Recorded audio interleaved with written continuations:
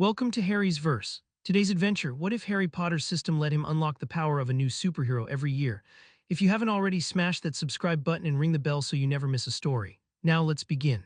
Chapter 1, The System Awakens. The cupboard under the stairs was 4 feet of dark, and Harry Potter had measured every inch of it.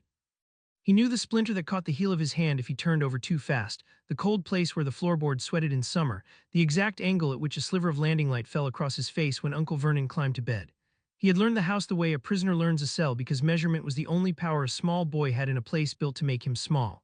Tonight the house was asleep and he was awake, counting. It was the 31st of July, or it would be in a few minutes, and Harry had stopped expecting anything from his birthdays a long time ago. The Dursleys did not mark them. He marked them himself privately by the only ritual available to him. He lay in the dark and added a number to his age and considered, with the flat honesty he reserved for things no one could take, whether he was any closer to the door. 11 in a minute. 11 years of cupboards and cousins and the long arithmetic of survival. He did not know that the world was about to revise the equation.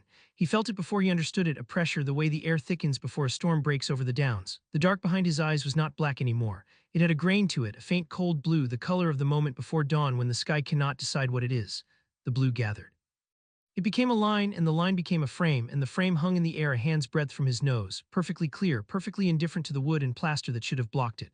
Words assembled inside the frame, letter by deliberate letter, as if something on the far side were learning to write in front of him.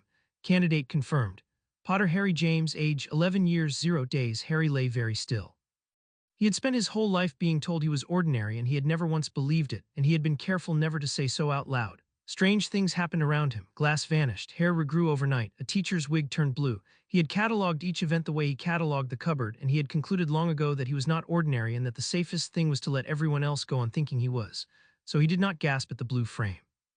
He watched it the way he watched Uncle Vernon's hands at dinner for what it would do next. The lattice has selected this candidate for investment, initializing the system. What system? Harry whispered and was annoyed to hear how small his voice was. The frame did not answer the question. It answered a different one, the way adults always did. Primary directive, survive the war that is coming for you. Primary instrument, 1 legend per year. Each birthday the system grants the complete powers of a champion from the archive of might. The grant is permanent. The grants are cumulative. Mastery is not included. He read it twice. The last line was the one that mattered, and the system had set it apart, and Harry understood in the cold, clean way he understood the splinter in the floorboard that whoever had written this had wanted him to notice it. Power without mastery. A gift that was also a hazard, that was honest at least. Honesty was rare enough that he chose to trust it a little. A war, he said, coming for me. He had no evidence of a war. He had a scar and a dead mother and father he could not remember, and an aunt who flinched when she said the word magic. It was not nothing. He marked the claim unverified and dangerous, which in his own reckoning made it the most interesting kind of claim there was. Grant 1 begins now. Archive entry, the last son. Designation Superman. Stand by. And then the cupboard was gone, not in the sense that it vanished. In the sense that Harry stopped being able to perceive it as the small, fixed thing it had always been, because something opened above him, beneath him, through him, a column of light that did not come from any lamp. It poured into him along a channel he had not known he owned, and it kept pouring, and there was no bottom to him for it to fill. He had imagined in the half-second he'd had to imagine anything, that power would feel like strength. This did not feel like strength. It felt like the sun had been handed to a boy who had only ever held a candle, and the sun did not care that the boy's hands were small. His skin sang, his bones rang like struck iron. Somewhere very far away at the bottom of the brightness, a heart that had spent 11 years being careful began to beat like a thing that had decided it would never be careful again. He heard the blood move in his own ears. He heard the woodless in the wall. He heard 3 streets away a dog turn over in its sleep in a car cooling tick by tick in a drive, and he heard Uncle Vernon snoring through 2 floors and a ceiling as though the man were lying beside him, and it was all too much, all of it at once, 1,000 small worlds crowding into one small head. Harry did the only thing the brightness left him room to do. He sat up. The stairs above the cupboard came off the wall. He did not mean it. That was the thing he would hold on to afterward, the fact he would set against the rubble. He had only meant to sit up, the smallest motion a body could make, and the entire understairs staircase had torn loose at the joists with a sound like the house clearing its throat. Plaster came down in a sheet. The little door splintered outward off its hinges and skated across the hall and took a chunk out of the skirting board, and Harry was standing in the wreck of the cupboard that had held him for a decade, and the cupboard had not held him at all. It had merely been waiting the way a cup waits for someone to pour in more than it could carry. Alert, candidate exceeds structural tolerance of environment, recommend restraint. You think, Harry breathed, light flicked on upstairs. Uncle Vernon's voice came down the landing, thick and furious and frightened in the particular way of a large man woken by a noise he can't explain. Boy, what in blazes? Harry looked at his hands. In the dark of the ruined hall they should have been invisible, they were not. He could see them perfectly, every line of the palm, the small white scar where Dudley's friend had bent his finger back in year 2, he could see in the dark as if someone had quietly turned the night to noon and told only him. And under the skin of those ordinary hands, he could feel the thing the system had poured in, banked and waiting, vast as weather. He had a half-second of clear thought, and he used it the way he used everything, ruthlessly. Rule 1, he told himself. Whatever this is, it does what I do but more, so I must do nothing that I have not first made small. Uncle Vernon arrived at the top of the stairs in his nightshirt, purpling, and saw the hall. There is a particular silence that comes over a cruel man when the world he has bullied stops obeying the rules he counted on. Vernon Dursley stood at the head of the stairs and looked down at the splintered door, the fallen staircase under the staircase, the boy standing upright in a space that had never let him stand, and his mouth worked and nothing came out. For the first time in Harry's memory, his uncle had no idea what to do with him. "Go back to bed, Uncle Vernon," Harry said. He had not meant it as a threat. He had meant it as mercy, which was a stranger thing and which his uncle had no category for at all. But the new senses had crept into his voice without his permission. He heard the floorboards under his own bare feet take the weight of the words and hum, and Vernon heard something too, some animal register beneath the meaning, and the big man went the color of old paper and stepped back, and the bedroom door closed, and the bolt Harry himself had heard slide 1,000 nights, slid shut from the inside. His uncle had locked the door against him. Harry stood alone in the wrecked hall and discovered that he was, very quietly, shaking, not with fear, with the after-tremor of holding something enormous still by main effort, the way an arm shakes after carrying too much too far. He made himself breathe. The breath came out cold. A thread of frost spidered across the hall mirror, and the mirror cracked from corner to corner with a sound like ice on a pond. And Harry shut his mouth and held the next breath behind his teeth and thought very clearly, this is going to kill someone if I am not careful, and the someone it kills first will probably be me. The blue frame had not gone anywhere. It hung patiently in the corner of his sight, waiting for him to be done with the human business of the hall. He turned to it. "Tell me the rules," he said, "all of them now." For the first time the system paused before it answered, and Harry had the distinct and unsettling impression that it was pleased. Rule 1, grants arrive complete. The body receives the full capacity of the legend at the moment of grant. It does not receive the legend's control. Control is EARNED. Rule 2, grants are permanent and cumulative. What you have, you keep. What you gain, you add. Rule 3, your existing nature is not OVRWITN. The magic you were born with remains. It will learn to braid with each grant. This is the system's chief gift and its chief danger. You will become something the archive has never held. Rule 4, the system observes, the system advises, the system does not obey. It is not your servant, it is your investor. Harry read Rule 4 twice as well. He liked it least and trusted it most for the same reason. A servant lies to please you. An investor tells you the truth because your failure costs it. He had never had anyone in his life whose interests ran with his, and now he had a cold blue rectangle that wanted him to win because it had bet on him, and he decided he could work with that. It was more than the Dursleys had ever offered. And the war, he said, who is coming? That information is not yet PRICED for release. Of course it isn't, Harry muttered. He looked at the cracked mirror, at the boy in it, black hair, wild green eyes lit from behind with something that had not been there an hour ago, a thin scar like a struck match across his brow. The scar was warm. He touched it and felt far down an answering pulse that was not his, a small foul knot of someone else's hate sewn into his own skull, and he took his hand away and decided with the discipline that had kept him alive that this was a problem for later and not for tonight. There would be time. The system had promised him time, a year at least, and Harry intended to use every second of it. He spent the rest of that first night learning to be a danger to nothing. It was the hardest thing he had ever done, and he did it the way he did everything, by experiment. He sat on the cold kitchen floor where there was nothing to break, and he took inventory of himself, capacity by capacity, the way you'd check the rooms of a house for fire. He found the strength first because it was loudest, a sense that the kettle, the table, the refrigerator, the house itself were all made of paper, that he could put his fist through the wall to the garden as easily as through cloud. He did not put his fist through the wall. He picked up a teaspoon and made himself hold it without folding it, and folded it anyway 3 times before he learned the trick, which was not to grip less hard but to decide in advance and absolutely exactly how hard, and then to let the deciding do the gripping. Intent governed, that was the whole of it. The power answered intent, and his intent had been a child's, vague and total, and a vague, total intent in a body that could lift a lorry was a catastrophe waiting for a reason. So he gave his intent edges. He held the spoon. He held a glass of water and did not crush it and did not let it slip. He picked Dudley's abandoned bicycle off the patio in one hand and set it down again without bending the frame, and felt a small fierce satisfaction that had nothing to do with the bicycle and everything to do with the fact that for the first time in his life his own hands had done precisely what he told them, no more and no less. He pushed further because the only way to find the edge of a thing was to walk toward it until it pushed back. He set Aunt Petunia's heaviest iron skillet on the kitchen scales and pressed down with one finger until the needle spun off the dial, and then he eased off degree by degree until the needle came back and hovered at exactly 2 pounds, and held it there perfectly while he counted to 100. That was the lesson he wanted, not how hard he could push, which was a question without a useful answer, but how precisely he could choose. A boy who could only break things was a hazard. A boy who could choose to the ounce exactly how much of his impossible strength to spend was something else. He intended to be something else. The senses were worse because you could not put them down. The hearing in particular tried to drown him, the whole sleeping street pressing its small noises against the inside of his skull. He learned over the long gray hours that he could choose, that the flood had a tap and the tap answered the same governed intent as his hands. He practiced narrowing it, the whole street, then the house, then the kitchen, then the single sound of his own slow heart, and back out again to the street until he could move the focus the way you move your eyes, and the headache that had been splitting him eased, and he understood that none of these gifts were curses. They were instruments. They had only felt like curses because no one had taught him to play them, and there was no one, and so he would teach himself. The sight was the same. By the third hour he had learned that he could see through the kitchen wall to the garden if he chose, the brick going to smoke and the dark beyond it resolving into clean gray shapes, the dustbins, the dead rose bushes, Dudley's rotting paddling pool. He learned to switch it off, which mattered more because a boy who could not stop seeing through walls would go mad inside a week. He learned that every sense he had been given came with the same hidden gift folded inside the obvious one, not only the power but the dial. The last son had not been given to a careless god.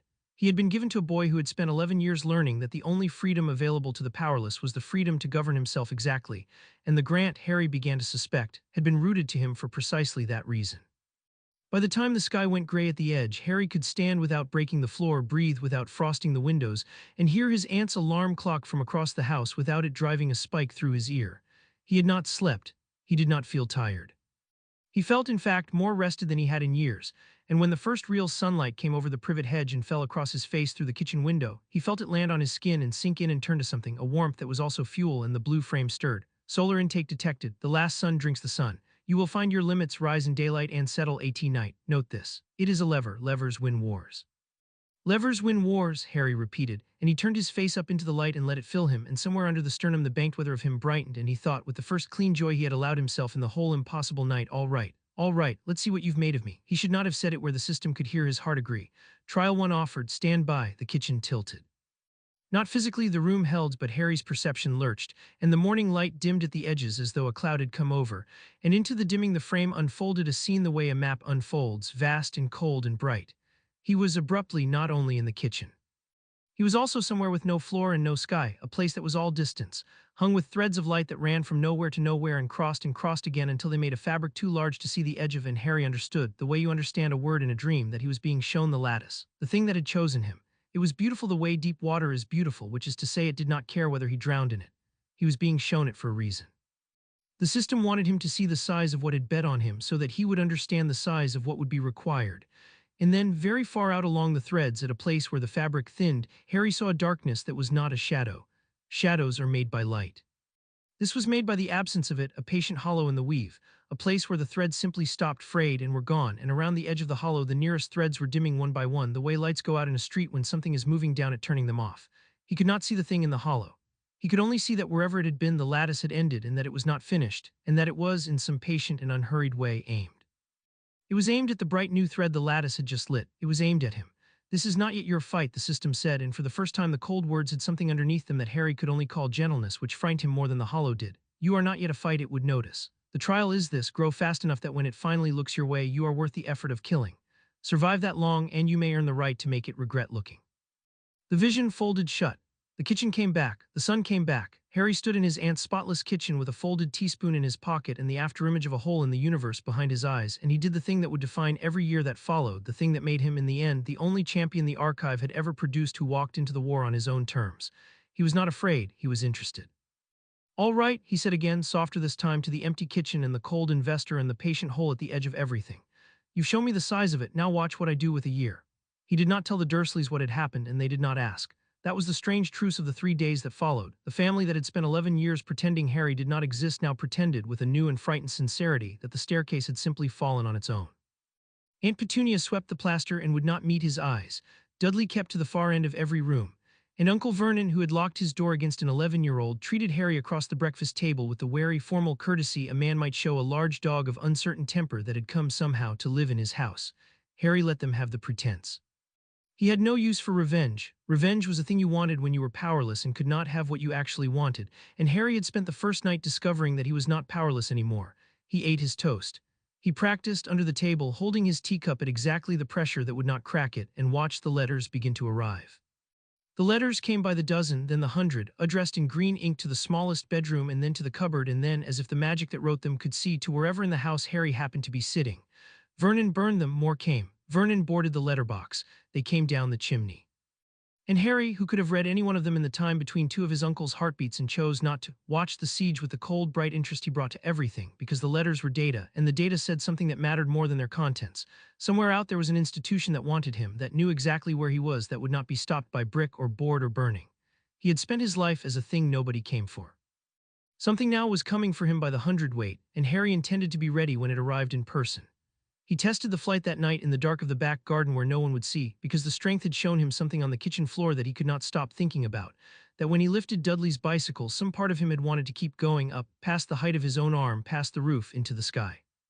He stood on the dead grass under the privet hedge dark and willed himself up the way he had willed the strength to be exact, and for one heart-stopping second his feet left the ground an inch, no more, and then his nerve failed and he came down hard and stumbled, and he stood there breathing in the cold with his heart going like a drum, because he had understood in that inch exactly what the last son's gift was going to be.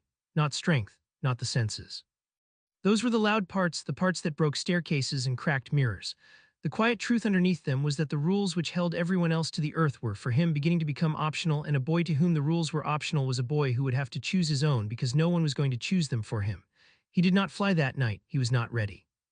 But he stood in the garden a long time looking up at the few stars that London let through, and he made himself a promise that he would only fully understand years later, that whatever the rules he ended up choosing, the first of them would be that he used the sky to come down for people, not to rise above them. The Dursleys never spoke of any of it, and Harry let them keep their silence, but the house had changed all the same. It was a small thing and an enormous one.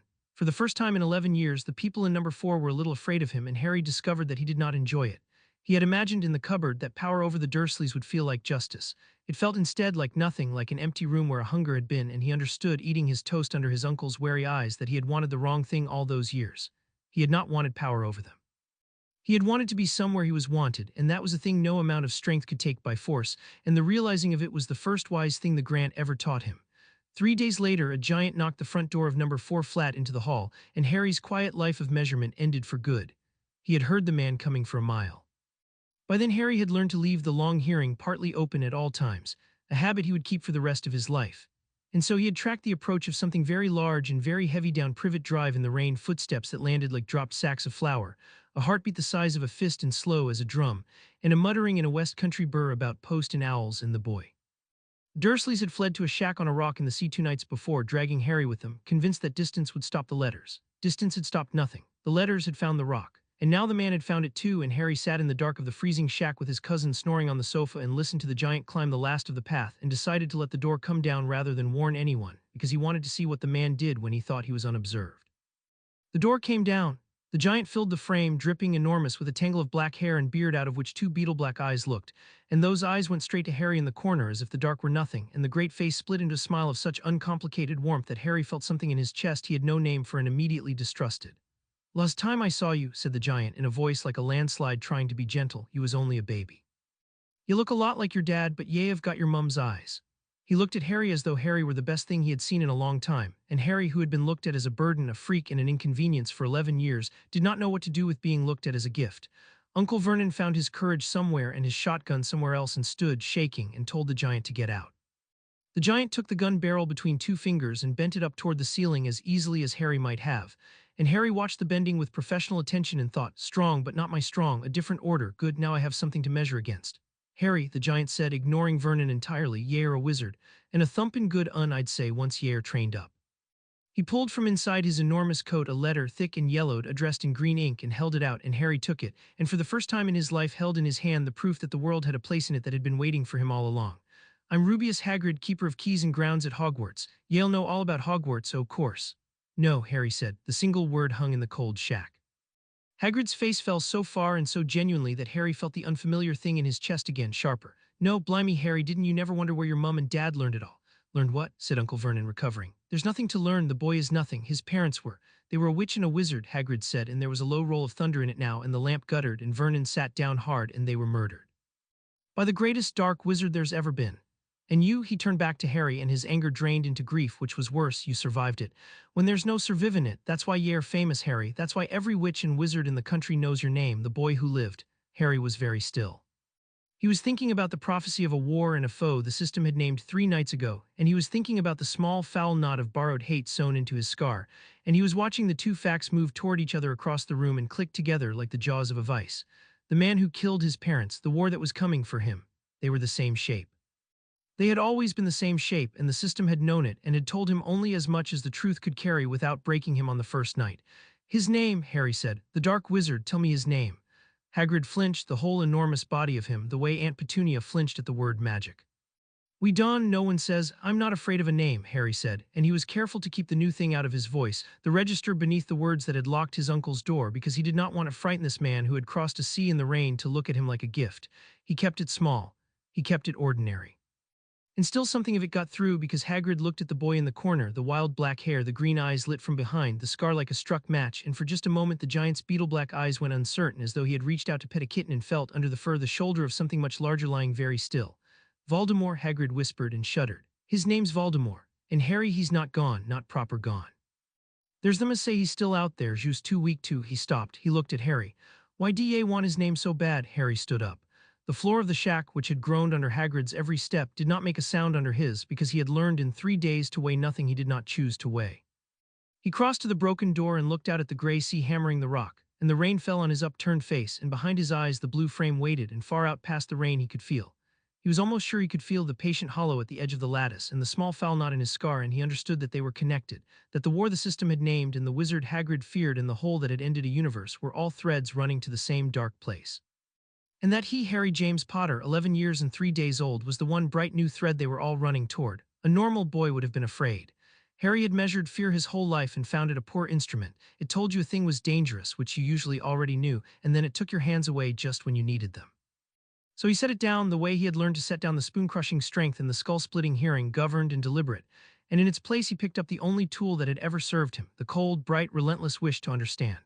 Because, Harry said to the sea and the rain and the giant and the cold blue investor that had bet a universe on him, if a war is coming for me, I would like to know the name of the thing I'm going to beat. Assessment updated, the system wrote, and Harry could have sworn the cold words were smiling.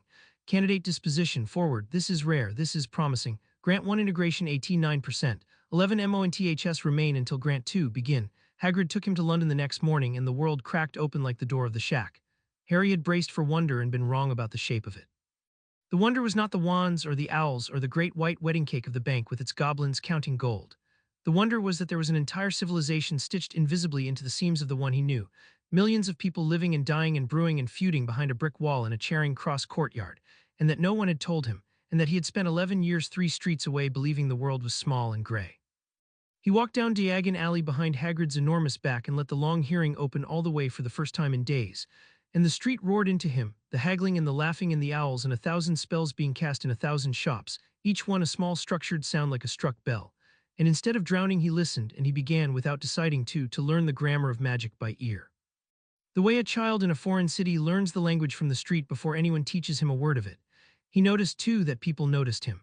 A ripple followed his scar down the alley, whispers, the Potter boy, can it be, look, the scar, and Harry catalogued the attention coolly and decided he disliked it, not from modesty but from tactics. He had spent his life as the watch thing in a house of watchers, and he had learned that being watched was being weak, because the watcher chooses the moment and you only ever react. He resolved, walking down Diagon Alley at 11 with a folded teaspoon still in his pocket, that he would give the watching world exactly as much of himself as served him and not 1 inch more. They could have the boy who lived. The other thing, the sun banked under his sternum, the senses, the cold blue investor, the year he had been promised that he would keep and grow and reveal only when revelation was a weapon. The bank taught him his first real lesson in the New World's rules. Gringotts was run by goblins, and the goblins, Harry saw at once, did not love wizards and were not loved by them. And the whole towering marble institution ran on a careful, ancient, mutual mistrust that had been balanced so precisely for so long that it had become a kind of peace. He watched a goblin weigh out his parents' gold. His parents had left him gold. That was a fact he turned over carefully, that the people he could not remember had thought far enough ahead to leave him something, and he watched the cart hurtle down through the deep places under London past dragons and waterfalls, and what he took from it was not the gold but the structure. Every part of this hidden world ran on rules, on balances of power held in tension, on old agreements between things that did not trust each other. A war that came to this world would not be a simple thing of good and evil. It would be a war fought through institutions, through loyalties, through the goblins and the bank and the ministry Hagrid mentioned with such unease. Harry was going to have to understand all of it. He began in the rattling cart in the dark to look forward to it. In Ollivanders, a wand chose him, and it was the choosing that taught him the most. The shop was a single narrow room stacked to the ceiling with thousands of long, thin boxes, and it smelled of dust and old wood, and the old man who kept it had pale eyes that seemed to see straight through the careful smallness Harry wore like a coat. Box after box failed. Harry took a wand, felt nothing, set it down, took another, felt the faint structured hum he'd learned to hear on the street but no answer, set it down. Ollivander grew happier with each failure, murmuring, "Tricky, very tricky," and Harry watched the old man the way he watched everyone and understood that the difficulty pleased him because the difficulty meant the boy was unusual, and that Ollivander, like the system, like Hagrid, was a person who loved the unusual for its own sake. There were more such people in the world than Harry had known. He was beginning to suspect he was one of them. Then a wand of holly, 11 inches, with a single phoenix feather at its core, settled into his hand and the room changed.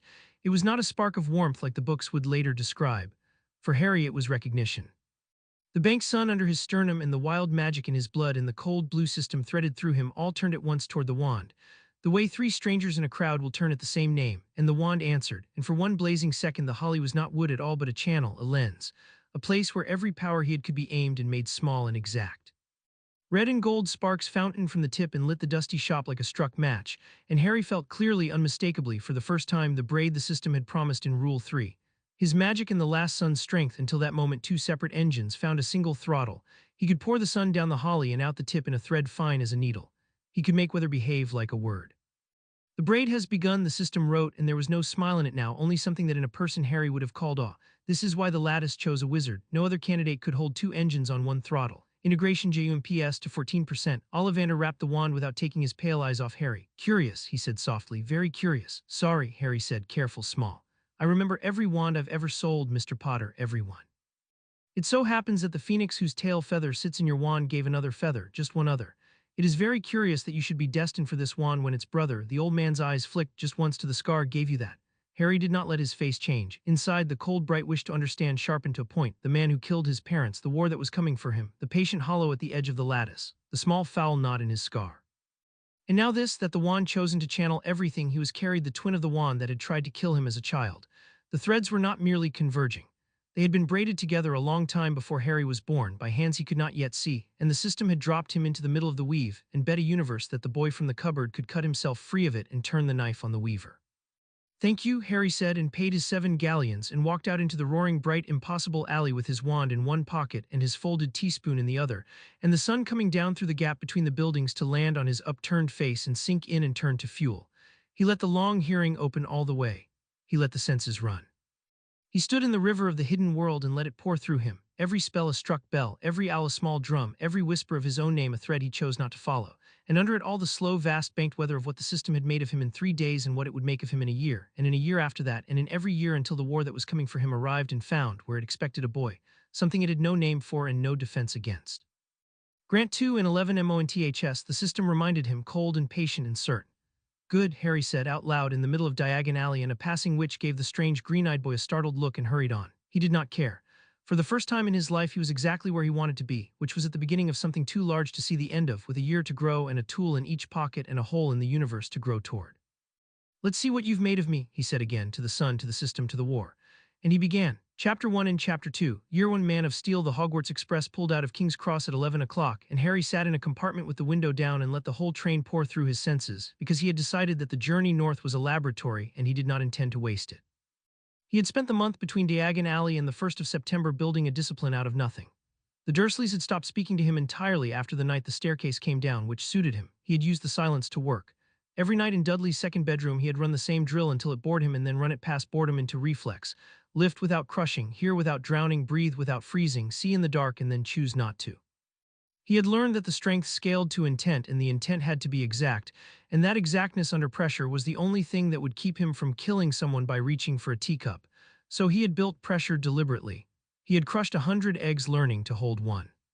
He had thrown Dudley's medicine ball at the wall 1,000 times, each throw governed to land a hair softer than the last, until he could put it through a brick wall or set it on a shelf with the same motion and choose which at the moment of release. By September he could pick up the entire iron radiator in his room with 2 fingers and not leave a mark in the paint, and the system had ticked his integration up to 19% and gone quiet, which he had learned to read as approval. Now he sat in the swaying compartment and listened to the train. 400 children, give or take. He could hear the differences between them the way you can hear the difference between instruments in an orchestra once someone teaches you what to listen for: the bright, nervy ones, the slow, steady ones, the few that hummed with the structured bell sound of strong magic. He was cataloging them out of habit when the compartment door slid open, and a red-haired boy with a smudge on his nose asked if he could sit down. Everywhere else was full, and Harry, who had spent 11 years being the boy nobody chose to sit with, said yes before he had finished thinking about it. The boy was Ron Weasley, sixth of seven, hand-me-down robes and an ancient rat and a heart Harry could hear from across the compartment going steady and loyal as a metronome. He talked about Quidditch and his brothers and the Chudley Cannons, and Harry listened with half his attention and watched with all of it. And what he saw was a person who had decided to like him in the first 30 seconds and had not yet noticed his scar. When Ron did notice it, when the talk turned inevitably to the famous Harry Potter, and Ron's eyes went up to the lightning mark and then very deliberately came back down to Harry's face, embarrassed. And he said, "Is it true then, what they say?" And Harry said, "I don't remember any of it," which was the truth. And Ron said, "Blimey," and let it go. Something settled between them that Harry had no experience of and no defense against. The red-haired boy did not want the boy who lived. He wanted to share his corned beef sandwiches, which were dreadful, and Harry, who had bought out the sweet trolley because he had never in his life been able to buy out anything, traded him pasties and chocolate frogs and discovered that he was, against all his careful planning, making a friend. A girl found them an hour later, bushy-haired and already in her robes, looking for a lost toad on behalf of a round-faced boy in the corridor. Hermione Granger talked the way a fire hose sprays, all pressure and direction, and within a minute she had recited half of Hogwarts. A history corrected Ron's pronunciation of a spell, and informed Harry that he was in several books, which Harry found more useful than insulting. He made a note to read the books, not for the flattery but for the intelligence. If strangers had written down what they thought they knew about him, he wanted to know exactly what the world believed, the better to manage the gap between the belief and the truth. She was the cleverest person in the carriage, and she knew it and could not stop showing it. And under the showing, Harry heard a heart going fast and lonely. A girl who had learned, as he had, that being unusual is a thing people punish you for, and who had decided, unlike him, to keep being unusual at full volume and dare the world to object. He liked her at once and did not tell her so because he had a year's worth of work to do and a war on the horizon, and he was not yet sure what friends cost. He found out at the feast. The great hall opened over him like the inside of a cathedral, the enchanted ceiling deep with stars, and Harry stood among the first years and let his senses run wide for the first time inside the castle, and the castle nearly knocked him flat. Hogwarts was not a building. It was 1,000 years of layered magic wound through 10,000 tons of stone, and to Harry's new hearing it rang like a struck cathedral bell that never stopped ringing. Every staircase and ward and ghost and enchantment a separate note braided into one vast chord. He had to shut the long hearing down almost to nothing just to stand upright, and even then the place pressed on him, alive and ancient and aware, and he understood that he had walked into the single most magically dense location in Britain, and that everything he did here, every flex of the bank's sun under his sternum, would happen in a house that could feel it. That was the lesson of his first night, and he learned it before the sorting hat ever touched his head. At Hogwarts he would have to be twice as careful because the castle was watching, and so were 100 portraits, and so was the long silver-bearded man at the center of the high table whose eyes found Harry across the whole crowded hall and rested on him for exactly 1 second too long. Dumbledore. Harry knew the name from the chocolate frog card and from Hagrid's Reverend Burr. He met the old man's gaze for that 1 second and felt something brush against the surface of his mind. Light as a moth, gone before he could be sure it had been there, and the small foul knot in his scar flared just once in answer. Harry kept his face perfectly still and let the brush slide off, the way he let the long hearing slide off a sound he chose not to follow, and the old man's eyes moved on, mild and twinkling, and gave nothing away. But Harry had felt the touch, and he understood it for what it was. The headmaster could reach into minds. The headmaster had reached into his, gently testing, and found Harry hoped nothing but a nervous boy. He resolved, standing under the star-deep ceiling, to learn how minds were shielded as fast as he learned anything else, because a war fought by a boy with secrets could not be fought in a castle full of legilimens. There was another man at the high table too who looked at Harry, and whose look was nothing like Dumbledore's gentle moth. This one came hooded and oily and cold from a thin man in black with a curtain of dark hair, and the moment the man's black eyes met Harry's, the scar gave a single hot stab, and Harry caught on the long hearing the man's heartbeat jump and then go very controlled, the way Harry's own did when he was hiding something. Professor Snape, a passing prefect, murmured, "Potions, horrible man." Harry catalogued him coolly. The stab in the scar had not been Snape's doing, it had been the proximity of Snape to the stammering, turban-wearing man beside him, the defense teacher, from whom even at this distance Harry's senses caught a thread of garlic and rot, and a second, colder breathing that did not match the first. Two men at the high table, then, worth watching, one who hated him for reasons Harry did not yet know, and one who carried something under his turban that made the old enemy in Harry's scar wake up and reach. Harry filed neither away, he had broken himself of that habit on the first night, but kept them both in the open, lit part of his attention where threats belonged. The hat, when it came to him, was a different kind of intrusion and a more honest one. It sat over his eyes, and a small dry voice spoke directly into the place behind them. "Difficult, very difficult, plenty of courage, I see, not a bad mind either. And the voice paused, and Harry felt it recoil, the way Hagrid had recoiled, the way his uncle had. And what is this? Oh, oh my, there's a great deal more to you than there should be, isn't there? Something new, something cold and bright and patient, sitting under everything else like a bank star. I have sorted 1,000 years of children, and I have never felt the like. Harry did not answer in words. He thought very clearly at the hat. Then sort me somewhere I can grow and keep what you felt to yourself. The hat was quiet for a moment. Then, with something that might have been respect, Slytherin would make you great. It's all here in your head, the will, the patience, the appetite for the unusual. But greatness is cheap. You don't want greatness. You want time and a place to work and people who'll guard your back without asking what you are. The hat seemed to make up its mind. And you'll fight for them, that settles it. Better be. And then the word rang out over the hall, and the table on the far left erupted: Gryffindor. Ron joined him at the table 20 minutes later, having gone the same way, and the two of them sat among the cheering scarlet and gold, and Harry let one careful sliver of the long hearing open to find Hermione's voice 3 seats down, already telling someone the founding date of the house, and he thought, good, the hat had given him what he asked for: time, a place, and people. The war could have the rest. The year went fast, and Harry spent it living 2 lives. The first life was the one everyone saw: a quiet, clever, slightly reserved boy who was good at flying and average at everything else, who did his homework with Hermione and his mischief with Ron, who flinched appropriately when older students stared at his scar and gave the world exactly as much of the boy who lived as the world expected and not 1 inch more. He was careful in this first life to be unremarkable in precisely the ways that bought him cover. He let himself be beaten in a duel he could have ended with a breath. He let himself look winded after a run he had not felt. He learned the ordinary spells at an ordinary pace, slightly behind Hermione, slightly ahead of Ron, exactly where no one would look twice, and he hid the truth so well that by Christmas the consensus in the common room was that the famous Harry Potter was a bit of a disappointment, really perfectly nice but nothing special, and Harry encouraged the consensus with everything he had, because a boy nobody thought was special was a boy nobody watched. It was harder than it sounds. The hardest part of that first year was not the strength or the flight or the fire. The hardest part was the throttling, the daily, hourly work of being weaker than he was in front of people clever enough to notice if he slipped. The Quidditch pitch nearly undid him. He had made the house team as the youngest seeker in a century, on flying talent he could not entirely hide, and the trouble with a broom was that Harry no longer needed one. He could outfly the fastest racing broom ever made by simply deciding to, with no wood between him and the sky, and the discipline of pretending the nimbus mattered, of letting it carry his weight, of leaning into turns he could have made standing still, of catching the snitch a half-second slower than his hand wanted because a half-second faster would have been impossible, cost him more concentration than parting granite ever had. In the match against Slytherin he forgot himself once, just once, when a blizzard came for Ron in the stands and Harry crossed 40 feet of air in a blink to put his own shoulder in its path. The iron ball struck him square and shattered into filings against a body it could not dent, and Harry caught the snitch in the same motion to give the crowd something else to scream about, and only Hermione, 3 rows up with her clever eyes narrowed, had been watching the boy and not the gold. She did not say anything, but that night she looked at him across the common room a half-second too long, the way Dumbledore had, the way Ollivander had, and Harry understood that the cleverest of his 2 friends was now carrying a question she was too loyal to ask. She asked it anyway, in the end, the only way she knew how: sideways, through books. She started leaving things in his path: a volume on metamorph magi, marked at the pages about bodies that did not obey the ordinary rules. A treatise on the old solar magics of Egypt, with a passage about priests who were said to drink the sun. Harry read every one and returned them without a word, and the silent conversation went on between them all spring: a girl too honest to spy and too curious to stop, a boy too fond of her to lie outright and too endangered to tell the truth. The second life happened at night, on the 7th floor, in a room that was not always there. The throttling cost him friends he might have had, and he made his peace with it. There were boys in the dormitory who wanted the famous Harry Potter to be brash and brilliant in theirs, and when he gave them instead a quiet, closed, faintly disappointing boy, they drifted, and Harry let them because every friend was a person who would watch him closely, and he could afford exactly 2 people watching him closely and had already chosen them on a train. It was a lonely arithmetic, and he had done lonelier ones in the cupboard, and he found that he minded it less than he expected, because Ron and Hermione filled the space that a dozen shallower friendships would only have rattled around in.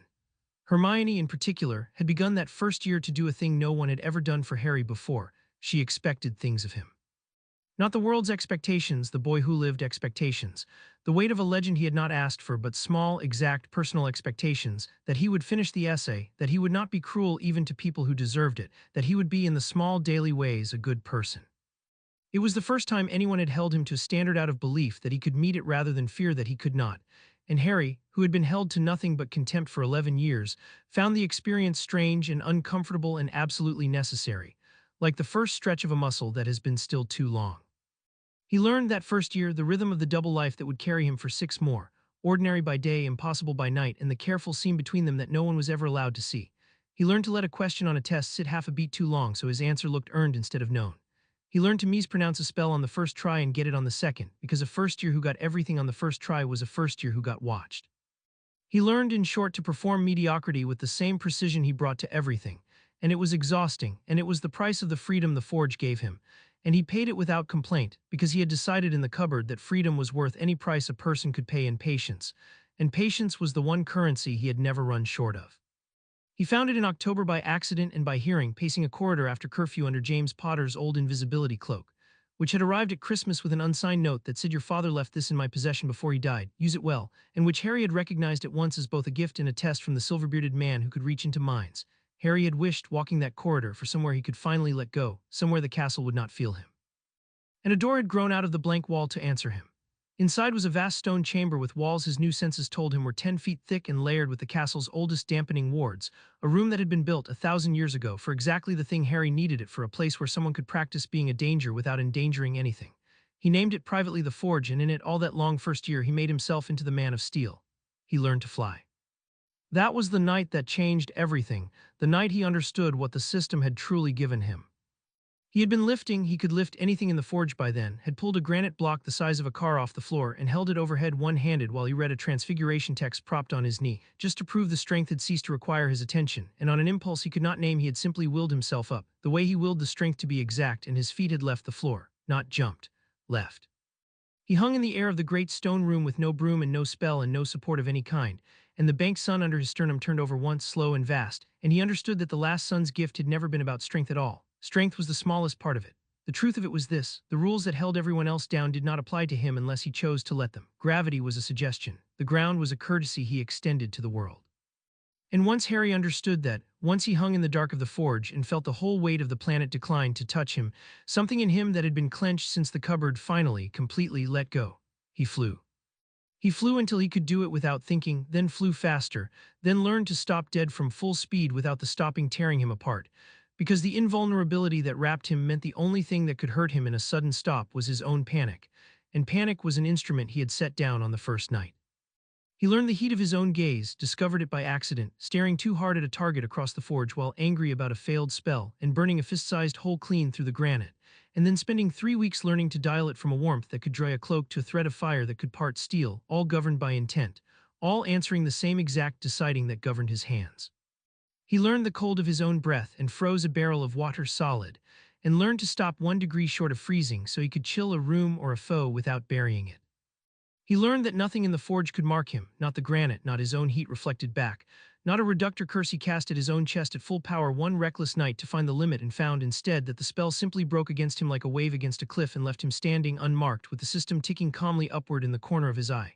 And then he learned the thing that made him more than the last sun had ever been. He learned to braid. It started with the wand. The holly wand had recognized him in Ollivanders, and in the forge Harry taught it what it had recognized. He learned to pour the heat of his gaze down the wand instead of out his eyes, and the wand focused it finer than his eyes ever could, a needle of white fire he could thread through the eye of a falling coin. He learned to push the last sun's strength through a spell.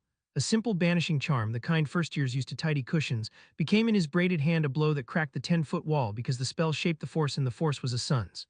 He learned to fly and cast at once, to freeze with his breath while he shielded with his wand, to layer the invulnerable skin of the last sun under a disillusionment charm so that he was not only unhurt but unseen.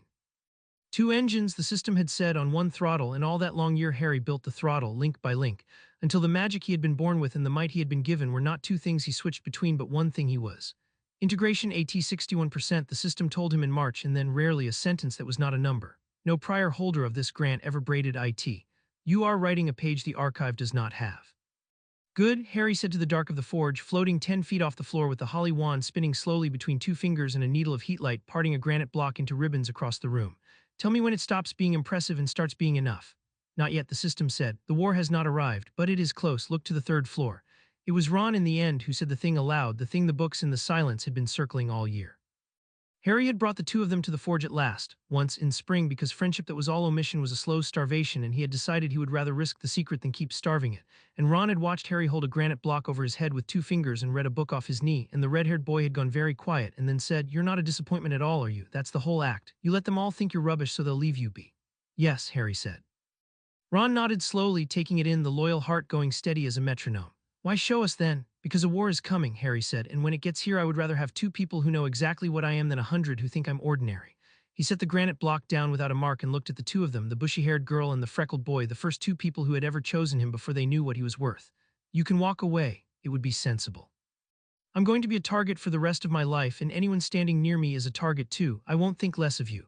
Hermione answered before Ron could, fierce and immediate, her lonely fast heart suddenly steady as his. Don't be stupid, we're not going anywhere. And Ron just snorted as if walking away were the single most ridiculous idea he had heard all year, and reached over and shoved Harry's shoulder, which was like shoving a wall, and he shook his hand out swearing, and Hermione laughed, and something in the great warded stone room that had been built for danger turned for one evening into something that had never happened in it before. It became a place where 3 children sat on the floor and ate stolen kitchen treacle tart and planned, half seriously and half in wonder, how they were going to win a war. That was the night Harry stopped fighting alone, and he never quite did again. He had already been looking at the 3rd floor for months. That was his first life and his second life finally touching. All year while he forged himself in secret, Harry had been tracking a subplot through the castle the way he tracked everything, by hearing and patience and the cold bright wish to understand. There was something hidden on the 3rd floor corridor, behind a door a dog the size of a cottage guarded. Harry had heard the 3 hearts of the thing through a foot of oak the first week, and known the corridor was forbidden for a real reason, not a school one. There was a master and a mind moving behind the year's small wrongnesses. A troll led into the castle on Halloween as a distraction, a broom hexed to throw him off at the Quidditch match, a steady quiet pressure that Harry could feel circling the 3rd floor the way he'd once felt the giant circling the rock. And at the center of the pressure was a man Harry had marked in the first week and never stopped watching. Professor Quirrell taught defense against the dark arts in a turban that smelled to Harry's senses of garlic and rot, and something underneath both that made the small foul knot in his scar throb whenever the man came near.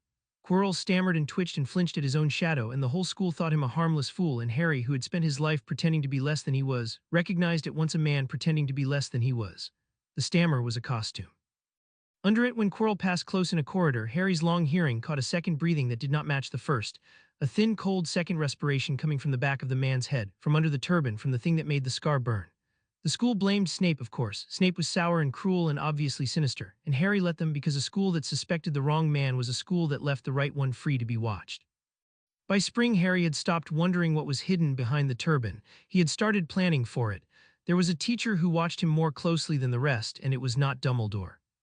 Severus Snape, who taught potions with a cold contempt that fell on every student equally and on Harry, somehow a degree colder, had a way of looking at the boy that Harry could not at first read, not the gentle moth brush of the headmaster, not the flat inventory of a ministry man, but something older and more personal, a look that seemed to be searching Harry's face for someone else's.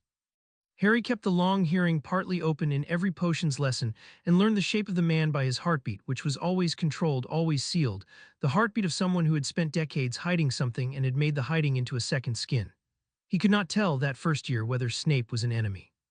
He could tell that the man was carrying a grief so old it had calcified into cruelty, and that the grief had something to do with Harry's mother, because the only time Snape's perfect control ever slipped was the one lesson he made the class brew a draft whose fumes smelled faintly of lily, and for half a second the cold black eyes had gone somewhere very far away and very sad before the wall came back down.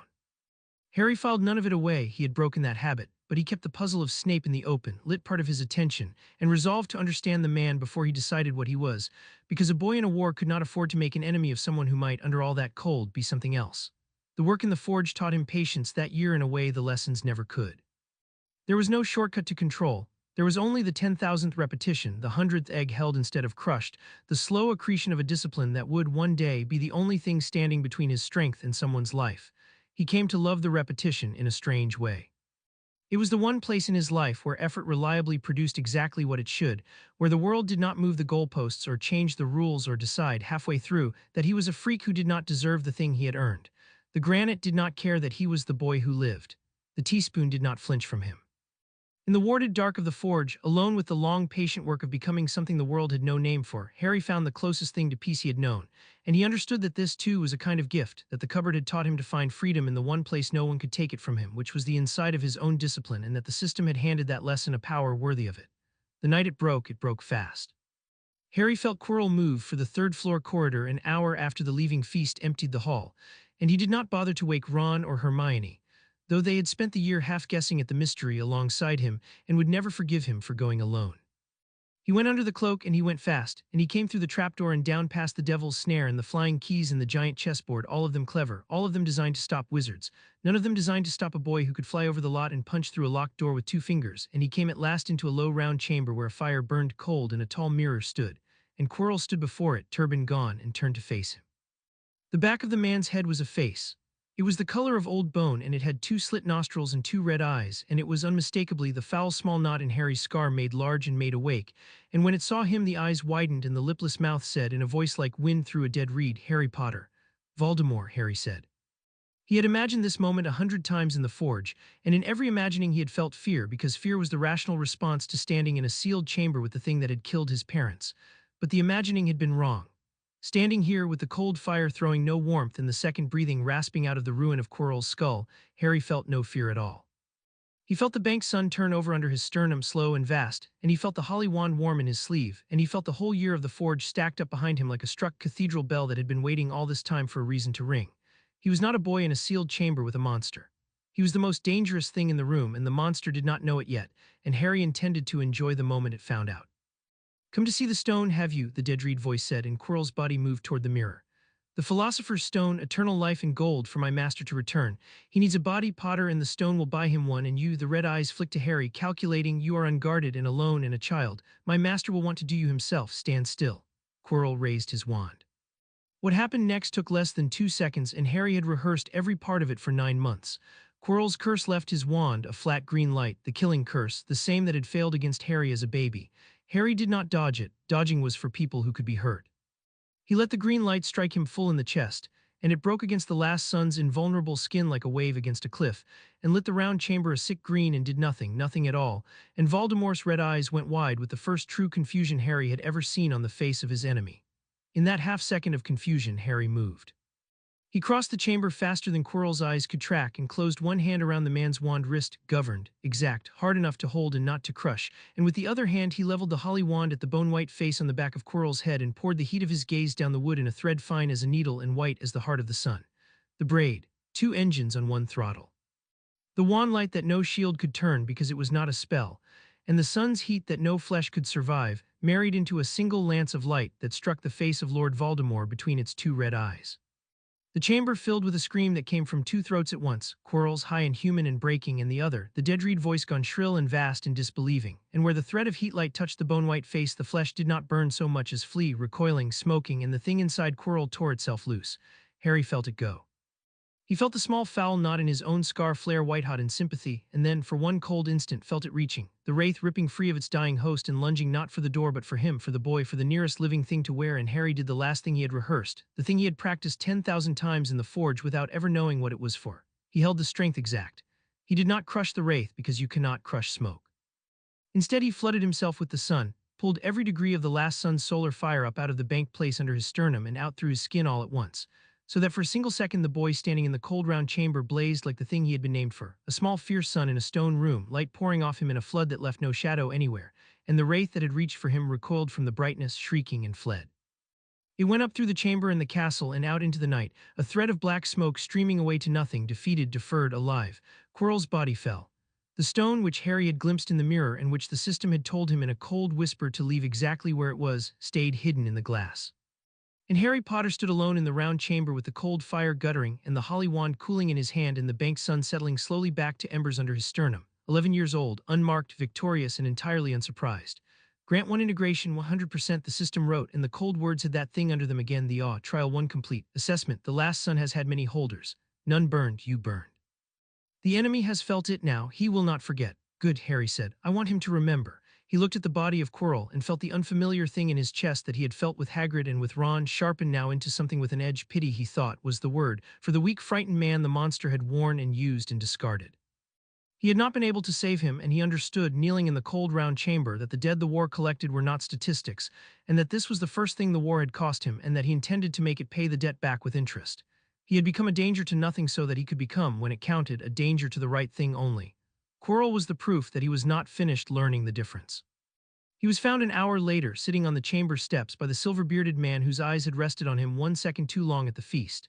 Dumbledore came down through the obstacles that should have stopped anyone, and he took in the fallen Quirrell and the cold fire and the boy on the steps, and his blue eyes went just for a moment to the scorched stone where a face had been and then to Harry, and something passed behind them that was not twinkling at all. "Are you hurt, Harry?" The old man asked gently. "No," Harry said, which was true and which was also the largest thing he could say without saying everything. "He's gone, not dead, gone. He went out through the roof." Dumbledore looked at him for a long moment, and Harry felt the moth brush the surface of his mind again, light testing, and this time Harry had spent a year learning to be a castle full of nothing, and he let the moth find a frightened, brave, ordinary boy who had got lucky against a possessed teacher, and he watched the old man decide almost to believe it and then not quite. The blue eyes sharpened. The brush withdrew. And Albus Dumbledore, who had defeated Grindelwald and feared no living wizard, looked at an 11-year-old boy on a stone step and felt for the first time in many years that he was in the presence of something he did not understand and had not planned for. "No," the old man agreed slowly. "No, I don't believe he's dead. I don't believe that at all." He held out a hand to help Harry up, and Harry took it and let himself be ordinary, and the two of them climbed back up out of the dark toward the castle in the morning. At the top, before they parted, Dumbledore paused. "Curious," he said very softly in a voice that was almost Ollivander's. "I have spent a great deal of effort, Harry, building defenses strong enough to stop a powerful wizard, and tonight a first-year child walked through every one of them as though they were not there." He turned his twinkling, watchful, suddenly very old eyes on Harry. "I find myself wondering what you are." "A student," Harry said. "Sir." The old man almost smiled. "Yes," he said, "for now," and he let Harry go. Harry walked back up to Gryffindor Tower in the gray light before dawn, and Ron and Hermione were waiting up for him, furious and frightened and relieved, and he told them a version of the night that was mostly true and missing only the parts that mattered, and they believed it because they loved him and because he was very good at the missing parts. He let them fuss. He let Hermione lecture and Ron swear, and the two of them bracket him on the squashy sofa by the dying common room fire, and he sat between his first two friends in the first place that had ever felt like a home. And for 1 hour he set down the war and the system and the patient hollow and the long arithmetic of growing strong enough, and was simply a boy who had survived a hard night among people glad he was alive. There was one more thing, and it reached him the next morning at breakfast, and it told him the world was already larger than the castle. An owl dropped a folded note into his porridge, no name, no seal, the parchment expensive and the hand precise. 3 lines only. "A teacher does not die in a sealed vault without the ministry asking how. There are those of us who would rather understand a thing than fear it. When you are ready to be understood, you will know where to find me." Harry read it twice and burned it to a thread of ash between 2 fingers without anyone seeing, because the heat of his gaze answered intent now as readily as his hands did, and he sat looking at the ash and understood that a second front had just opened. Not Voldemort. The Ministry of Magic, the government of the hidden world, had noticed that something impossible had happened in a castle full of children, and somewhere in its long marble corridors a careful person had decided that the famous Potter boy was worth a private letter. Harry did not yet know the name behind the precise hand. He knew only that being feared by a government was a more dangerous thing in the long run than being hunted by a wraith, because a wraith wanted him dead and a government would want him owned, and Harry had spent 11 years being owned and had no intention of going back to it for anyone. It would not last, he knew that. The wraith was loose and the war was real, and the system was already counting down the weeks to the next birthday and the next legend it would pour into him. But Harry had learned something in the round chamber that no forge could teach him, and he held on to it through the gray dawn while his friends bracketed him and the fire burned down. He had learned that he was going to win. Not might was the most dangerous thing in any room, getting more dangerous every year, with 2 engines on one throttle and a holly wand and a sun under his sternum and people now worth protecting. The war was coming for him. He was beginning to think it had picked the wrong boy. Grant 2 and 6 WEKS, the system reminded him, cold and patient as the stars on the enchanted ceiling. The speed, 6 weeks, Harry murmured, watching the fire. I can do a great deal in 6 weeks. Chapter 2 and Chapter 3, Year 2, the speed. The second grant did not pour into Harry. It struck him the way a current strikes a swimmer who has waded out too far, and for the first time since the cupboard, he was not the most dangerous thing in the room. He was the prey. It came at midnight again on the 31st of July in the smallest bedroom of number 4, where the Dursleys had grudgingly let him sleep since the staircase came down and they had stopped pretending they could make him small. He had been ready for it. He had spent the 6 weeks since the round chamber preparing his body and his mind, running the discipline drills, keeping the last sun's might banked and exact, holding himself still and braced for whatever the system would do to him next. He thought he understood what was coming. The system had told him the speed. He had imagined running fast. He had imagined wrong. Grant 2 begins. Archive entry. The messenger. Designation. The flash. Stand by. And the world stopped. It did not stop. That was the horror of it. The thing no preparation could have braced him for. The world went on exactly as it had, but Harry came unstuck from it. The dust motes in the moonlight hung motionless in the air. A moth that had been crossing the window froze with its wings spread. The second hand of the cheap clock on the wall stood still between one tick and the next, and Harry understood with a lurch that had nothing to do with his stomach, because his stomach had stopped too, that the clock was not broken. He was simply moving so fast that a second had become an ocean and he was drowning in it. There was a current under everything now. He could feel it the way you feel a river when you step off the bank, a vast living tide of motion that ran beneath the still world, beneath the frozen moth and the hanging dust, and it had hold of him, and it wanted to run, and it did not care whether his body could survive the running. His heart, which had been beating once a second a moment ago, was now beating 10,000 times a second, and he could feel each beat, and he could feel that this would burn him alive from the inside in about 4 seconds of subjective time unless he found a way to get back in step with the world he had fallen out of. This is the lesson, some cold, clear part of him said, the part the forge had built. The strength wanted exactness. This wants surrender. You cannot govern a river. You can only learn to swim in its direction. Harry stopped fighting the current. He stopped trying to slow down, which had been killing him, the way a swimmer drowns by thrashing, and instead he let the tide take him, let the speed move through him rather than against him, and the burning eased, and the river and the boy became, for the first time, the same direction. The moth's wings began very slowly to descend. The dust began to drift. The second hand crept toward its next tick. Harry exhaled, and the exhale took what felt like a full minute, and when it was done he had not slowed down at all, he had simply stopped tearing himself apart by wanting to. He spent the rest of that night learning to live in 2 times at once. It was the strangest discipline he had yet built, stranger than holding a sun banked under his sternum, because the speed did not change what he could do so much as how much of forever he had to do it in. He learned that he could drop into the river at will, that the still world was always there waiting for him to fall out of it, and that to everyone else his falling was invisible, a flicker, a blink, the famous Potter boy standing where he had been standing, perhaps a half step to the left. He learned that inside the river he could think, could read a page, solve a problem, cross a room in the gap between one of an ordinary person's heartbeats and the next. He paced the small bedroom 10,000 times in the space of a single Dursley snore, just to feel the floor stay solid under feet that should have torn it up, and discovered that the invulnerability of the last sun had quietly come with him into the river, so that the friction that should have flayed the skin from his soles and the air that should have been a wall at the speeds he was reaching simply declined to harm him. 2 engines. The Grants did not sit side by side. They had begun already to braid. There were stranger gifts folded inside the obvious one, the way there had been with the last sun, and Harry found them one by one across that long first night. He found that if he ran his hand fast enough through the still air it left a wake of pale lightning, a discharge of the speed that crackled and bit, and that he could throw it. He found that if he vibrated every part of himself at the right impossible frequency, he could put his hand through the bedroom wall and out the other side without breaking it. His body sliding through the solid plaster the way a sound slides through it, and he stood with his arm buried to the elbow in the dividing wall between his room and Dudley's, and understood that there was almost nothing in the physical world that could now hold him in or keep him out.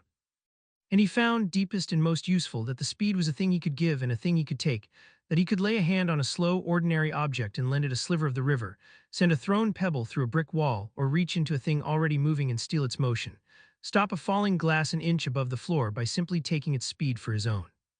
By dawn, his dawn, which had taken several lifetimes of the river to arrive, Harry could step into the speed and out of it as easily as opening and closing a door.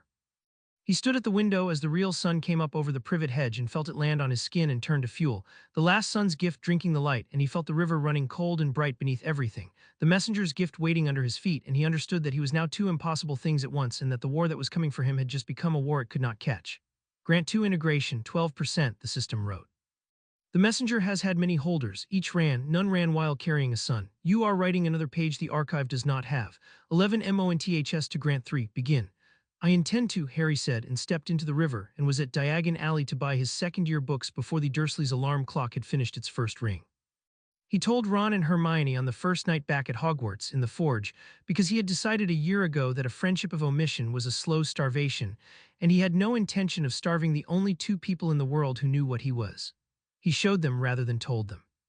He had Hermione hold out a galleon and drop it, and in the time it took the coin to fall from her fingers to the stone floor, Harry stepped into the river, crossed the great warded room, wrote out the full text of the second-year Transfiguration syllabus on the blackboard in a hand that did not even look hurried, conjured each of them a cup of tea from the kitchen's 4 floors down, and was back beside them with the coin still falling.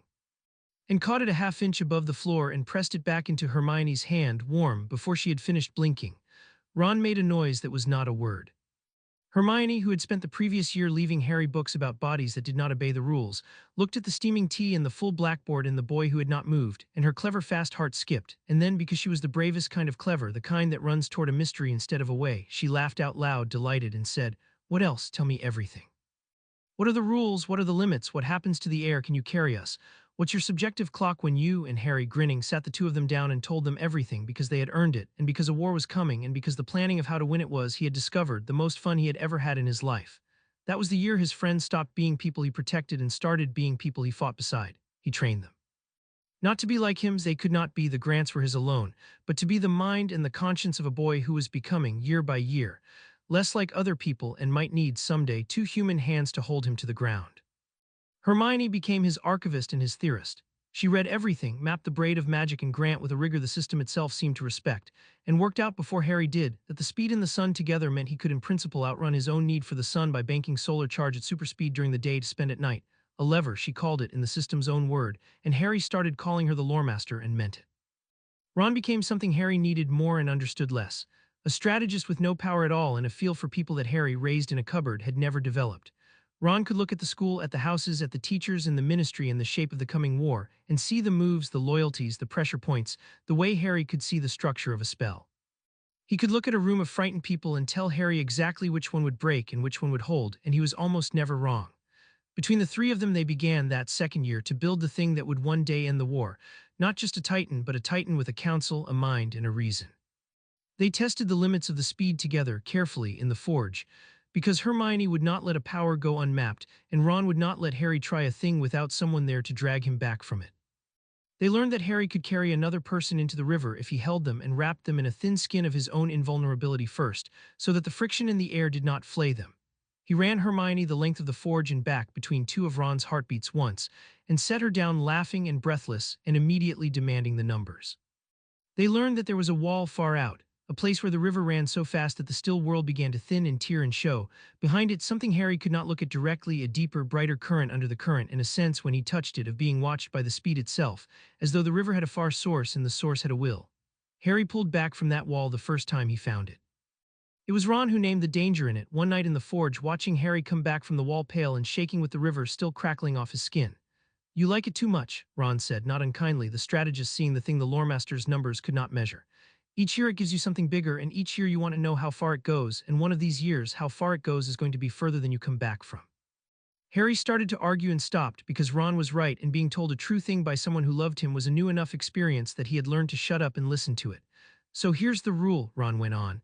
"You don't go to any edge alone, not the speed wall, not the next one, not any of them. You take us. Not because we can pull you back, we can't. We both know we can't, but because if we're standing there, you'll remember there's a reason to come back, and that's the only thing that's ever going to."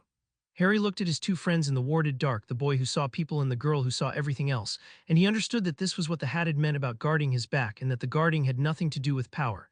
He gave them the rule. He kept it mostly, and the times he broke it were the times it nearly cost him everything. He used the speed quietly all that autumn for things that had nothing to do with fighting, and those were the hours that taught him what the power was actually for. When a petrified student was found, Harry was the one who reached them first, a flicker in a corridor, a boy who happened to be passing, always passing, and in the river's stretched time he would check the small frozen body for the spark of life still trapped inside it, and find it every time and carry the certain knowledge back to Madame Pomfrey that the mandrakes would be in time.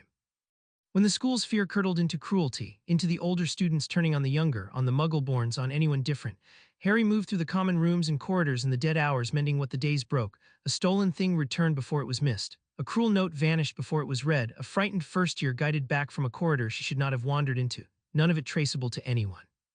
All of it the work of something fast and unseen that seemed to want the castle, against all the evidence of the year, to be kind. He never told anyone. The doing of it in the slow gray hours when the river was his alone was the first time Harry understood that the point of becoming a Titan was not the fighting. The fighting was the part you could not avoid. The point was the mending. The river taught him about the world beyond the castle that winter in a way no book of Hermione's could. A boy who could cross Britain in a held breath did not have to wait for trouble to come to Hogwarts. He could go to it, and on the long sleepless nights when the forge had given him all it could and the castle slept, Harry began, quietly and without telling even Ron and Hermione at first, to go. He told himself it was reconnaissance, that a soldier in a coming war should know the ground, and that was true, but it was not the whole truth. The whole truth was that he had spent 11 years unable to help anyone, including himself, and now he could help everyone, and the not using of it had begun to feel like its own kind of cruelty. So he used it. There was a fire in a Muggle tower block in Manchester one January night, and Harry felt the heat bloom of it from 100 miles off through the long senses, and he was there before the engines. A blur in the smoke that carried 12 people down 12 flights faster than the flames could follow, and was gone before anyone could fix his face. There was a fishing boat foundering off the Scottish coast in a gale, and Harry walked the deck in the river's stretched time and stilled the water around the hull with the last sun's freezing breath until the crew could be taken off. And the men told a story afterward about the sea going calm in a circle for no reason at all, and a green-eyed boy who was not there when they looked again. There was a girl who had wandered onto a railway line in the dark in Cornwall, and there was a train. And there was a half-second in which both of those facts were true, and a third fact arrived faster than either. Harry, who took the girl off the rails between two of her own terrified heartbeats and set her down trembling on the embankment, and was a county away before the train passed through the space where she had been. He never stayed, he never spoke. He left no name and asked no thanks, and he told himself it was discipline. A boy hiding his power does not sign his rescues. But Ron, when Harry finally confessed the winter's work to the two of them in the forge, saw the other half of it, the way Ron always saw the other half. "You're not just hiding," Ron said. "You're practicing, not the powers, you've got those. You're practicing being the thing you're going to have to be when the war comes. Someone who runs toward the screaming instead of away from it, every time, without being asked, without being thanked, without it being safe." He looked at Harry with the loyal, steady eyes. "That's not a thing you can learn in a fight. You have to build it one cold night at a time until it's just what you are." And Harry, who had not put it into words even to himself, understood that his friend had named the most important training he had done all year, the training that had nothing to do with strength or speed and everything to do with what he would reach for when both of those failed. Hermione's contribution was characteristically different and characteristically vital. She made him keep records. Every rescue, every limit tested, every strange new fold of the speed, she wanted it all written down, mapped, understood, because she said, "The most dangerous thing in the world is a power you don't understand in the hands of someone who's stopped being afraid of it, and you, Harry Potter, are well on your way to not being afraid of any of this." She made him afraid of it again, in the good way, the careful way. She found the edges he had stopped noticing. When he told her offhand that he had begun to feel he could run not just fast but somewhere, that at the far wall of the speed, past the place where the still world thinned, there was a sense of other times, other days, the past lying just upstream and the future just down. Hermione went white and made him promise, made him swear on Ron's life and her own, that he would not chase it, that he would not try to run through time until they understood what running through time would cost. He promised. He was not certain even then that it was a promise he could keep forever, because the river wanted to run and the far wall called, but he kept it that year, and the keeping of it was the first time he had ever set down a power he wanted out of love for the people who feared what it might do to him. It changed the shape of the three of them that winter. They had started as a boy with a secret and two friends who had stumbled into it. They became, somewhere in the cold months of the second year, something more deliberate, a thing with a purpose, a small council in a warded room planning a war that the rest of the world did not yet know was coming. Ron drew up the first of what would become years of strategy, who held power in the wizarding world and how it might break, where the old dark families still nursed their grievances, which of the adults around them might be turned into allies and which were already quietly enemies. Hermione built the first of the ledgers, Harry's powers, their limits, their braids, the theory of how a wizard's magic could marry a champion's might, written in her small fierce hand and updated every week. And Harry sat between them and was, for the first time in his life, not alone with the largest facts about himself, and he understood that this, not the strength, not the speed, not any grant the system would ever pour into him, was the thing that would actually win the war. A Titan could be beat. A Titan with two people who loved him, and a plan could not, because every time the Titan faltered there would be someone there to remind him why he had stood up in the first place. And then the wall bled and the year turned dark. It happened in October. A message appeared on a corridor wall in foot-high letters that looked, to Harry's senses, written in something that had once been alive. The chamber of SCCRETS has been OPENED. Enemies of the air beware, and beneath it, hanging stiff from a torch bracket, the caretaker's cat, petrified, neither dead nor alive. The school went taut with fear, and Harry went taut with a different thing, the cold, bright wish to understand, because his long hearing had caught something the night the cat was struck that no one else in the castle could have heard. A vast, slow voice moving through the pipes inside the walls, a hiss that resolved, when Harry bent his whole attention on it, into words. Rip, tear, kill. Hungry, so hungry, let me out. It had been moving through the plumbing of the entire castle, through the stone bones of the place, and it had been there 1,000 years, and it was waking up. He could understand it. That was the thing he told only Hermione in the forge late, when even Ron had gone to bed. The voice in the walls spoke a language that should have been only hisses, and Harry understood every word of it, and the only explanation either of them could find was the small foul knot sewn into his scar, the fragment of the enemy that had survived the round chamber that had given Harry, along with a year of bad dreams, a sliver of the gifts of the man who had made him a Horcrux without either of them knowing the word. Harry was a Parselmouth because Voldemort was, because a piece of Voldemort lived behind his scar, and the thing in the walls was a serpent, and it was answering to an air, and the air was using the old enemy's bloodline to wake a weapon the Founders had buried. The threads were converging again, they always were. Harry had stopped being surprised by it and started using it. He hunted the basilisk through the autumn and the winter the way he hunted everything, by hearing, by patience, by the river. While the school cowered and the teachers argued and the ministry's interest in Hogwarts sharpened week by week, Harry walked the corridors at super speed in the dead hours, mapping the serpent's slow circuits through the pipes, learning its hungers and its rhythms, and working out with Hermione's research and Ron's strategy the single fact that made the monster killable: it murdered with its eyes. A direct look was death, a look through water, through a reflection, through a ghost, only petrified. So Harry, who could move faster than any eye could turn, who could cross a chamber in the gap between a serpent's heartbeats, who could see in the dark and bank a sun under his sternum and part steel with a needle of his gaze, prepared to fight a thing whose only weapon was a glance, by becoming the one creature in the world too fast for it to glance at. He practiced in the forge with his eyes shut, fighting by hearing alone against targets Hermione conjured and Ron threw, until he could cross the great room blind and lay a finger on a moving mark every time. Ginny Weasley was the thread Harry almost lost that year, and the near loss taught him the cost of his own secrecy. He had catalogued her on the train, a small steady heart 3 seats down, and then, busy with the snake in the walls and the file thickening in London, he had let her become background, one more student in a castle full of them, safe because the castle was, in the ordinary way, safe. He had been wrong, and the wrongness had a name and a diary, and a girl had been hollowing out 3 seats away from him all year while he tracked monsters through the plumbing. The lesson did not leave him. It was the first time the war had taught him that the danger was not always the loudest thing in the room, that an enemy patient enough would hide his blade in the one place a Titan was not looking, which was among the small, ordinary people the Titan had stopped watching because they seemed safe. After the chamber, Harry never again let anyone he cared about become background.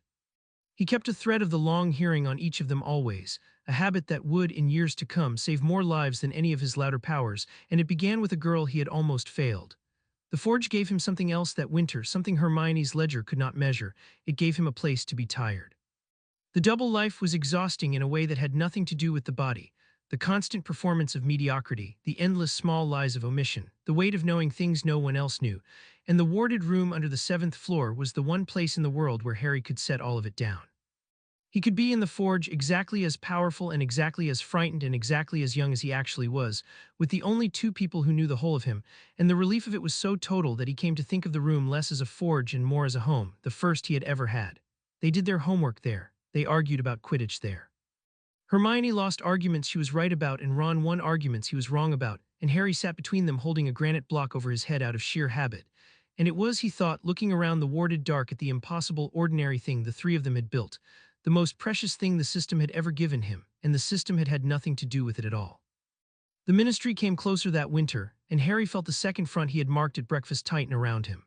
Petrified students meant inspectors, and one of them was a flat-eyed, patient man named Dawlish who walked the corridors with a notebook and a way of looking at Harry that had nothing of fear in it and everything of inventory.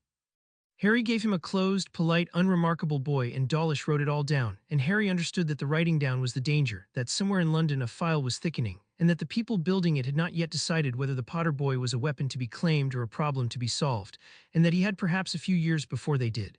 He could not stop the file. He could only make sure that when they finally opened it and acted on it, he was already too large to be claimed or solved by anyone. It nearly went wrong the way these things do because the enemy was not only the snake. There was a diary. Hermione found the thread of it and Ron pulled it, the 2 of them tracking the air through the human side of the mystery while Harry tracked the monster through the stone, and what they uncovered turned Harry cold in a way the basilisk never had. The heir was not a Slytherin descendant scheming in the dungeons. The heir was a memory, a 16-year-old boy named Tom Riddle, preserved in the pages of an enchanted diary, a fragment of the enemy's own soul split off and hidden 50 years before, that had spent the year whispering through the pages to a frightened first-year girl named Ginny Weasley, Ron's little sister, wearing her thin, hollowing her out, using her small hands to paint the walls in blood and her small breath to open the chamber. Voldemort had not waited to grow strong enough to come for Harry. Voldemort had left pieces of himself scattered across decades, patient as the hollow at the edge of the lattice, and one of those pieces had been quietly eating a child alive 3 seats down the Gryffindor table all year, and Harry had been so busy hunting the snake that he had nearly missed the snake charmer. That was the lesson of the second year, and it cost a girl's life to teach it, and Harry refused to let it. He felt Ginny go down into the chamber the way he felt everything, half a heartbeat before anyone else. The small, steady heart he had catalogued on the Express a year before, suddenly slow, suddenly fading, dragged down through the pipes into the deep places under the castle, and he did not stop to plan, because planning was for futures with time in them, and this future had none. He told Ron to find Dumbledore. He told Hermione to trust him. And then he stepped into the river and went down. He came through the entrance behind the sinks in Myrtle's bathroom, down the long, slick chute into the dark under the lake, faster than the petrification could follow, faster than thought, and he came into a long, shadowed cavern lined with serpent-carved pillars and standing water. And at the far end a small white shape lay crumpled at the foot of a vast stone face, Ginny Weasley, the diary open beside her, the life draining out of her into the boy maid of memory who stood over her. Handsome and translucent and smiling, with the enemy's red appetite already kindling behind his dark eyes. "Harry Potter," said Tom Riddle in a voice that was still for now a boy's. "How interesting. The diary told me about you all year, the boy who survived, the boy who burns." His smile widened. "My older self has felt you, you know. He told no one he is far away and weak and proud, but he felt you last year in a stone room when something he had never met before set him on fire and made him run. Riddle's translucent hand drifted toward the great stone face above him. He does not understand what you are. Neither do I, but I have 1,000 years of serpent at my command, and you are 12, and understanding is not required to kill.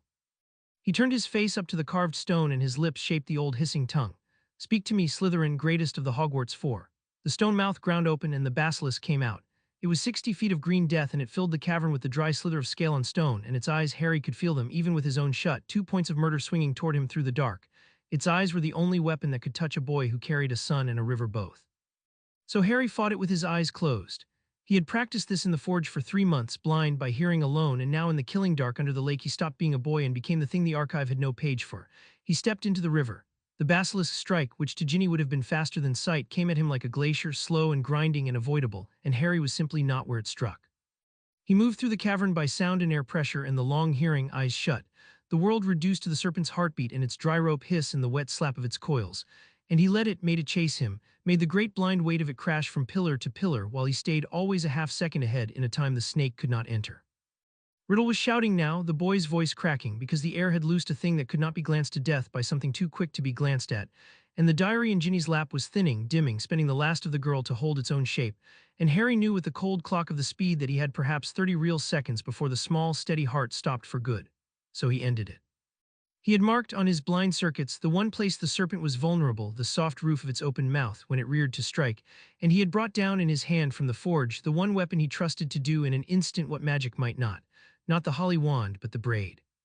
As the basilisk reared for a final strike, jaws gaping, Harry stepped into the river and ran straight up the inside of the nearest pillar and out into the air above the open mouth. And at the apex, hanging weightless in the river's slow time with the last sun's flight holding him up and the messenger's speed holding the world still, he opened his eyes safely above the deadly gaze looking down, and poured the heat of his sight down the holly wand in a thread of white fire fine as a needle and hot as the heart of the sun, and drove it through the soft roof of the serpent's mouth and into the ancient brain behind it. The basilisk did not so much die as go out. The vast body crashed down through the standing water and was still, and the cavern rang with the silence after, and Harry dropped out of the river and landed light beside Ginny Weasley with the holly wand smoking in his hand. Tom Riddle screamed. The diary in the girl's lap had been draining her to feed his shape, and Harry, with 30 seconds gone and a girl's heart guttering, did the only thing left. He could not fight a memory with speed or strength or fire. But the basilisk had carried in the venom of its great fangs the one thing in the world that could unmake the enchanted soul fragment in the diary, and Harry, moving in the river faster than Riddle could shape a word to stop him, took a single dagger-long fang from the dead serpent's mouth and drove it through the open diary in the girl's lap.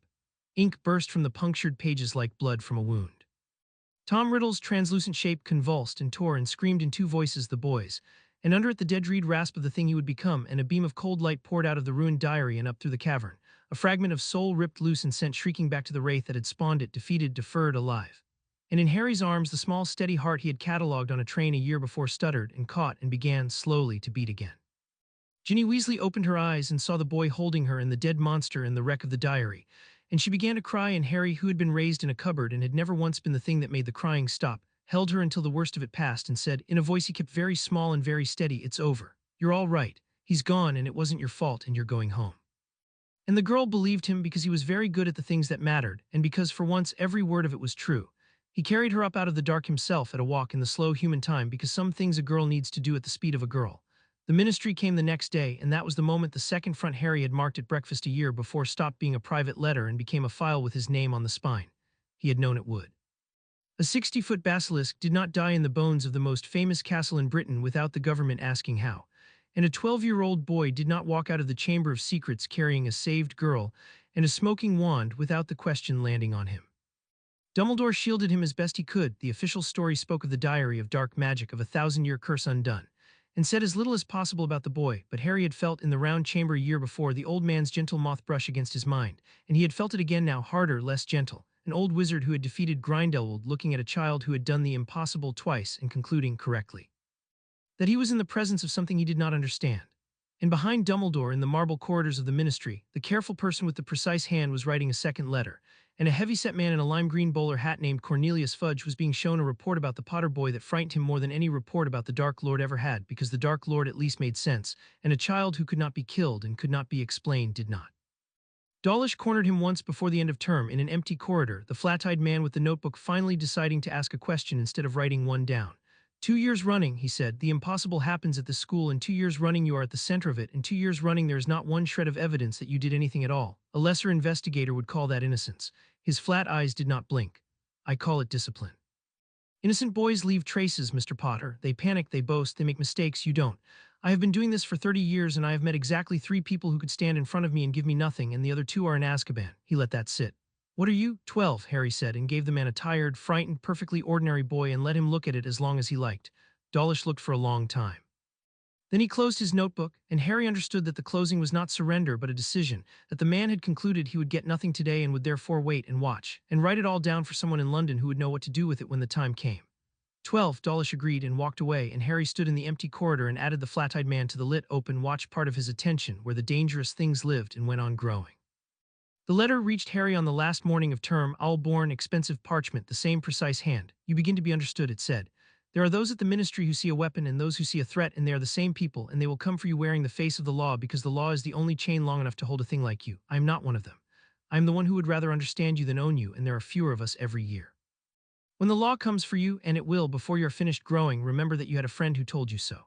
Harry read it twice and burned it to ash between 2 fingers, and looked out over the lake where 200 feet down the bones of a basilisk were settling into the silt, and understood that the war he had been promised was going to have 3 sides, not 2, the enemy who wanted him dead, the government that wanted him owned, and the boy in the middle who intended to refuse them both. Grant 2 integration, 100% the system wrote, and there was the awe again under the cold. 2 legends braided, the enemy has run from you twice. The law has noticedu once. The hollow has not yet turned its head. Grow faster. Grant 3 in 6 WEKS. The sorcery, Harry said to the system on the train, remembering the ladder it had shown him on the first night, and for the first time he felt something that was almost hunger, because strength and speed were instruments and he had mastered them, and the next gift was not an instrument at all. The next gift was the thing his whole magical world only pretended to understand. The next gift was the rules themselves. He boarded the Hogwarts Express with Ron and Hermione and a quietly recovering Ginny, and the 4 of them found a compartment. And Harry put the window down and let the whole train pour through his senses one last time, the river running cold and bright beneath everything, the sun banked warm under his sternum, the holly wand light in his sleeve, and he thought about the 3rd legend coming for him in 6 weeks, and the war coming for him in he did not yet know how many years. And the patient hollow at the edge of the lattice that had not yet turned its head. Let it come, he said very quietly to the glass in the green country flying past. I'm getting harder to kill every summer.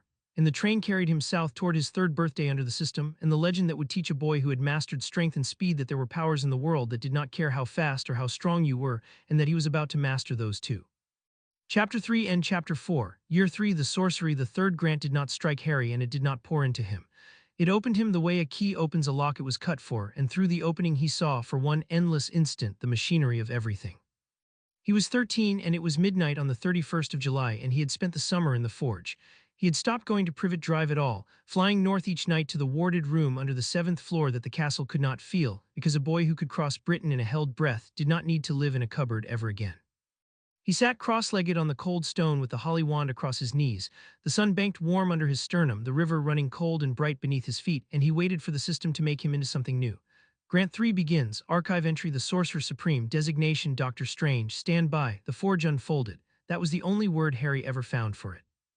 The strength had shown him that gravity was a courtesy, the speed had shown him that time was a river he could step out of, and now the 3rd gift showed him that the stone walls and the night sky and the laws that held them in place were not a fact but a decision, one of an infinity of decisions, and that all the other infinities were real and adjacent, and to the right eye, the eye he had just been given, visible. The forge was still the forge. It was also a single bright cell in a structure of cells without end. The lattice he had glimpsed on his first night seen now from the inside, dimension folded against dimension, mirror behind mirror, and through every wall of every cell ran lines of force the color of nothing. The threads the universe was sewn from, and Harry could see the stitching, and the grant told him, patient and total, he could pull it. A circle of orange sparks spun into being around his right hand without his asking. It hung in the air, a wheel of fire that was also a wound in the world, and through the wound Harry could see, impossibly, the far side of the forge as though the fire had cut a window in space itself. A portal. He had made a portal between one breath and the next, untaught, because the grant did not teach the way the others had. The strength and the speed had given him capacity and made him earn control, but the sorcery gave him the control and made him earn the wisdom, and that, Harry understood at once, was a far more dangerous bargain. A boy who could move mountains could only drop them. A boy who could cut windows in space could cut something that should not be cut. He spent that whole first night learning what not to do. It was the discipline of the forge turned inside out. With the strength he had practiced restraint of force, with the speed restraint of haste. Now he practiced restraint of possibility, which was the hardest restraint of all because the sorcery would do anything he could clearly imagine, and a clear imagination was the one thing a boy raised in a cupboard with a war on the horizon had in dangerous abundance. He learned the sling ring portals first because they were the most useful and the most forgiving. He cut a window to the Diagon Alley bookshop and another to the lake shore and another, carefully, to a place a mile above the castle, and stepped through each and back, and learned that the portals went where his mind went, exactly and only there, so that a wandering mind would open a door to nowhere good. He learned to discipline his mind the way he had disciplined his hands. He learned the mirror dimension next, the trick of folding a fight out of the real world into a reflection of it, a place where he could shatter city block and put it back unbroken when he was done, and he understood at once what that meant for a war fought in a world full of innocent people. He now had a room he could drag any enemy into, where nothing he broke would stay broken and no one outside could be touched. He tested it that first week with a thoroughness that would have frightened anyone watching. He folded the forge into its own reflection and then tore the reflected forge apart, brought the ceiling down, opened the floor, turned the granite blocks to shrapnel and the shrapnel to dust, and then released the fold, and the real forge sat around him exactly as it had been unmarked, while the memory of the destruction rang in his bones. A place to be a monster in, he thought, where the monstering hurts no one. He would need such a place. He was glad and a little afraid to have it. He learned the smaller arts too, the ones the books of his own world had never dreamed of, and each one widened what he was. He learned the shields of the mystic arts, the spinning mandalas of gold light that could turn a blow that would have shattered stone, and learned to lay them over the last son's invulnerable skin so that he was armored twice, in flesh that could not be marked and light that could not be broken. He learned to bind whips and bands of conjured energy that could hold a thing strength alone could not, that could wrap a foe in geometry and hold him still. He learned the crimson bands and the images of Icon and a dozen other named workings whose names meant nothing in his world and everything in the grants, and he braided each of them, one by one, into the grammar of the wand magic he had been raised on, until the line between sorcery and spellwork in his hands stopped existing. He learned astral projection, the trick of stepping out of his own body and walking the world as a thing of mind and spirit. And the first time he did it, he hung over his own seated form in the dark of the forge and looked down at the boy he had been making of himself and felt, for one strange weightless moment, the full size of the gap between Harry Potter, who had lived in a cupboard, and the thing the cupboard had become. He walked out through the castle walls without disturbing a stone of them, an invisible spirit drifting the night corridors, and he found that on the astral plane he could see things the living eye could not, the slow gold glow of the castle's wards, the bright knots of sleeping minds, the ghosts who were only the saddest and most stubborn of those knots refusing to let go, and faint and far and dreadful, the thin gray thread that ran from the small foul knot in his own sleeping scar out and away into the dark. Toward the wraith, the bond he had never been able to cut, visible now for the first time as a thing with a direction. He followed it a little way on the astral plane, carefully, and felt at the far end of it a sleeping malice stir and half-wake, and he withdrew before it could see him, and resolved that the bond, too, was a lever he would one day learn to pull. Every connection ran both ways. The thread that let Voldemort into his dreams could, with enough mastery, let Harry into Voldemort's. He learned the eye last and most carefully. The grant let him feel it, a small green weight at the center of the sorcery, a thing that did not bend space but time, that could loop an hour, run a moment backward, hold a single instant open and walk around inside it, and the grant also let him feel, the way you feel the edge of a cliff in the dark, exactly how badly it could go wrong. The speed had let him step out of time's river. The eye let him reach back up it and change the water, and Harry, who had spent 2 years learning that every power was an instrument, understood that this one was not an instrument. It was a debt. Whatever he took from time, time would come to collect, and he resolved not to open the eye until the war gave him a reason worth a debt to the structure of causality itself. Grant 3 integration, 18%, the system wrote at dawn, and there was something new under the cold awe, something that might have been caution. The Sorcerer Supreme has had great holders. All of them spent decades learning what you now hold untaught. They had time to grow wise. You do not. Be careful what you can imagine. I'm always careful, Harry said, watching a wheel of orange fire spin slowly around his wrist. That's the only reason I'm still alive. He braided it through the autumn, and the braid this time was a marriage of equals, because the sorcery and his own wizardry were cousins, two ways of making the world disobey itself, and where they met they multiplied. One magic was a language of fixed words, spells refined over 1,000 years into reliable shapes. The sorcery was a language of pure intent, formless and total and dangerous. Harry learned to speak both at once, and what came out was a third thing entirely. He learned to anchor the wild formlessness of the sorcery to the precise grammar of a wand spell, so that a shield charm became not a wall but a folding of space that turned a curse back through a portal into the caster, so that a summoning charm reached not across a room but across a dimension, so that the holly wand, already a channel for sun and speed, became a focus for the threads of reality themselves, and the phoenix feather at its core sang when he did it. As though the wand had been waiting 3 years for a hand that could ask this much of it. Hermione, when he showed her, went so quiet that he worried, and then she said in a small flat voice, "Harry, you're not a wizard with extra powers anymore. You're something the categories don't have a word for," and Harry said, "I know," and neither of them said anything for a while, because it was the first time either of them had let themselves look directly at what he was becoming. It was Ron, as always, who put the human edge on it. The thing about getting stronger every year, he said slowly, is that the people around you get more breakable by comparison. You used to be a kid who could lift a car, now you can fold space. Next year it'll be something else. And the gap between you and us gets wider every birthday, and one day it's going to be so wide that you forget what it's like down here with the rest of us where things actually hurt. He met Harry's eyes. Don't. That's the whole job, Harry, not the powers. Remembering what it's like to be breakable. The day you forget that is the day you stop being the hero and start being the thing the heroes fight. Harry held that, turned it over, and understood that Ron had just told him the most important true thing anyone had said to him in 3 years, and he gave the boy a nod that was a promise and kept it even at the very end, even when keeping it nearly cost him the world. It was that year, too, that Dumbledore stopped watching from a distance and decided to come close. The old man asked Harry to his office one evening in November on a pretext about career advice that neither of them believed, and Harry went because a wise enemy of his enemies was worth understanding, and because he had never been able to decide whether the silver-bearded man was a friend, a handler, or a third thing that wizards did not have a word for. The office was a round room full of whirring silver instruments and old portraits pretending to sleep, and a red-gold bird the size of a swan dozed on a perch by the window, and when Harry came in the bird woke and looked at him with bright black eyes and gave a single low note that made the holly wand warm in his sleeve. A phoenix, the brother of his wand's feather or near enough. Harry set the resonance aside as a thing to learn and sat down across the desk from the most dangerous mind in wizarding Britain and let the old man look at him. I have been headmaster of the school for a long time, Harry, Dumbledore said without preamble, his blue eyes steady and not twinkling at all. Long enough to have stopped believing in coincidence. 2 years ago, a possessed teacher died in a sealed vault and a first-year child walked out unharmed. Last year, a 1,000-year-old monster died beneath the lake and a second-year child carried a girl out of the dark. Both years the child was you. Both years you told me a story that was true in every particular and false in its entirety. He folded his long hands on the desk. I am not going to ask you what you are. You would tell me you are a student and we would both know it for the courtesy it is. I am going to tell you instead what I am afraid of, and then I am going to ask you for one thing. All right, Harry said. I am afraid, said Dumbledore, that you are becoming something the world has no defenses against, and that you are doing it alone in secret with no one to check your judgment but two 13-year-old children who love you. Power without check is the oldest tragedy there is, Harry. I have watched it consume better men than either of us, men I loved. Something very old and very sad moved behind the blue eyes and was gone. And so my one request is this. Not that you tell me your secrets, not that you submit to my judgment or the ministry's or anyone's, only that you let me be the person you come to when you are about to do something you cannot undo. I have made the great irreversible mistakes already, you see. I have the scars. I would spend them if you would let me, keeping you from earning your own. Harry looked at the old man for a long moment, and the cold, bright wish to understand turned the offer over and found, to his surprise, that it was sincere, that the most powerful wizard in Britain was not trying to own him or use him but to spare him out of a guilt Harry did not yet know the shape of. He could not give Dumbledore his secrets. The secrets were a weapon, and a weapon shared was a weapon halved. But he could give him this. When I'm about to do something I can't undo, Harry said slowly, I'll come to you first. I can't promise to do what you say, but I'll listen before I do it. And Dumbledore, who had asked for exactly that and no more, inclined his silver head, and the phoenix sang one low warm note, and a strange small alliance was struck across the desk that would matter in the end more than either of them could have guessed. The mirror dimension became his proving ground that year, and what he learned in it frightened Hermione more than anything since the staircase. He could fold a fight out of the world and into a reflection of it, and in the reflection nothing he broke stayed broken, so for the first time in 3 years Harry could go all the way.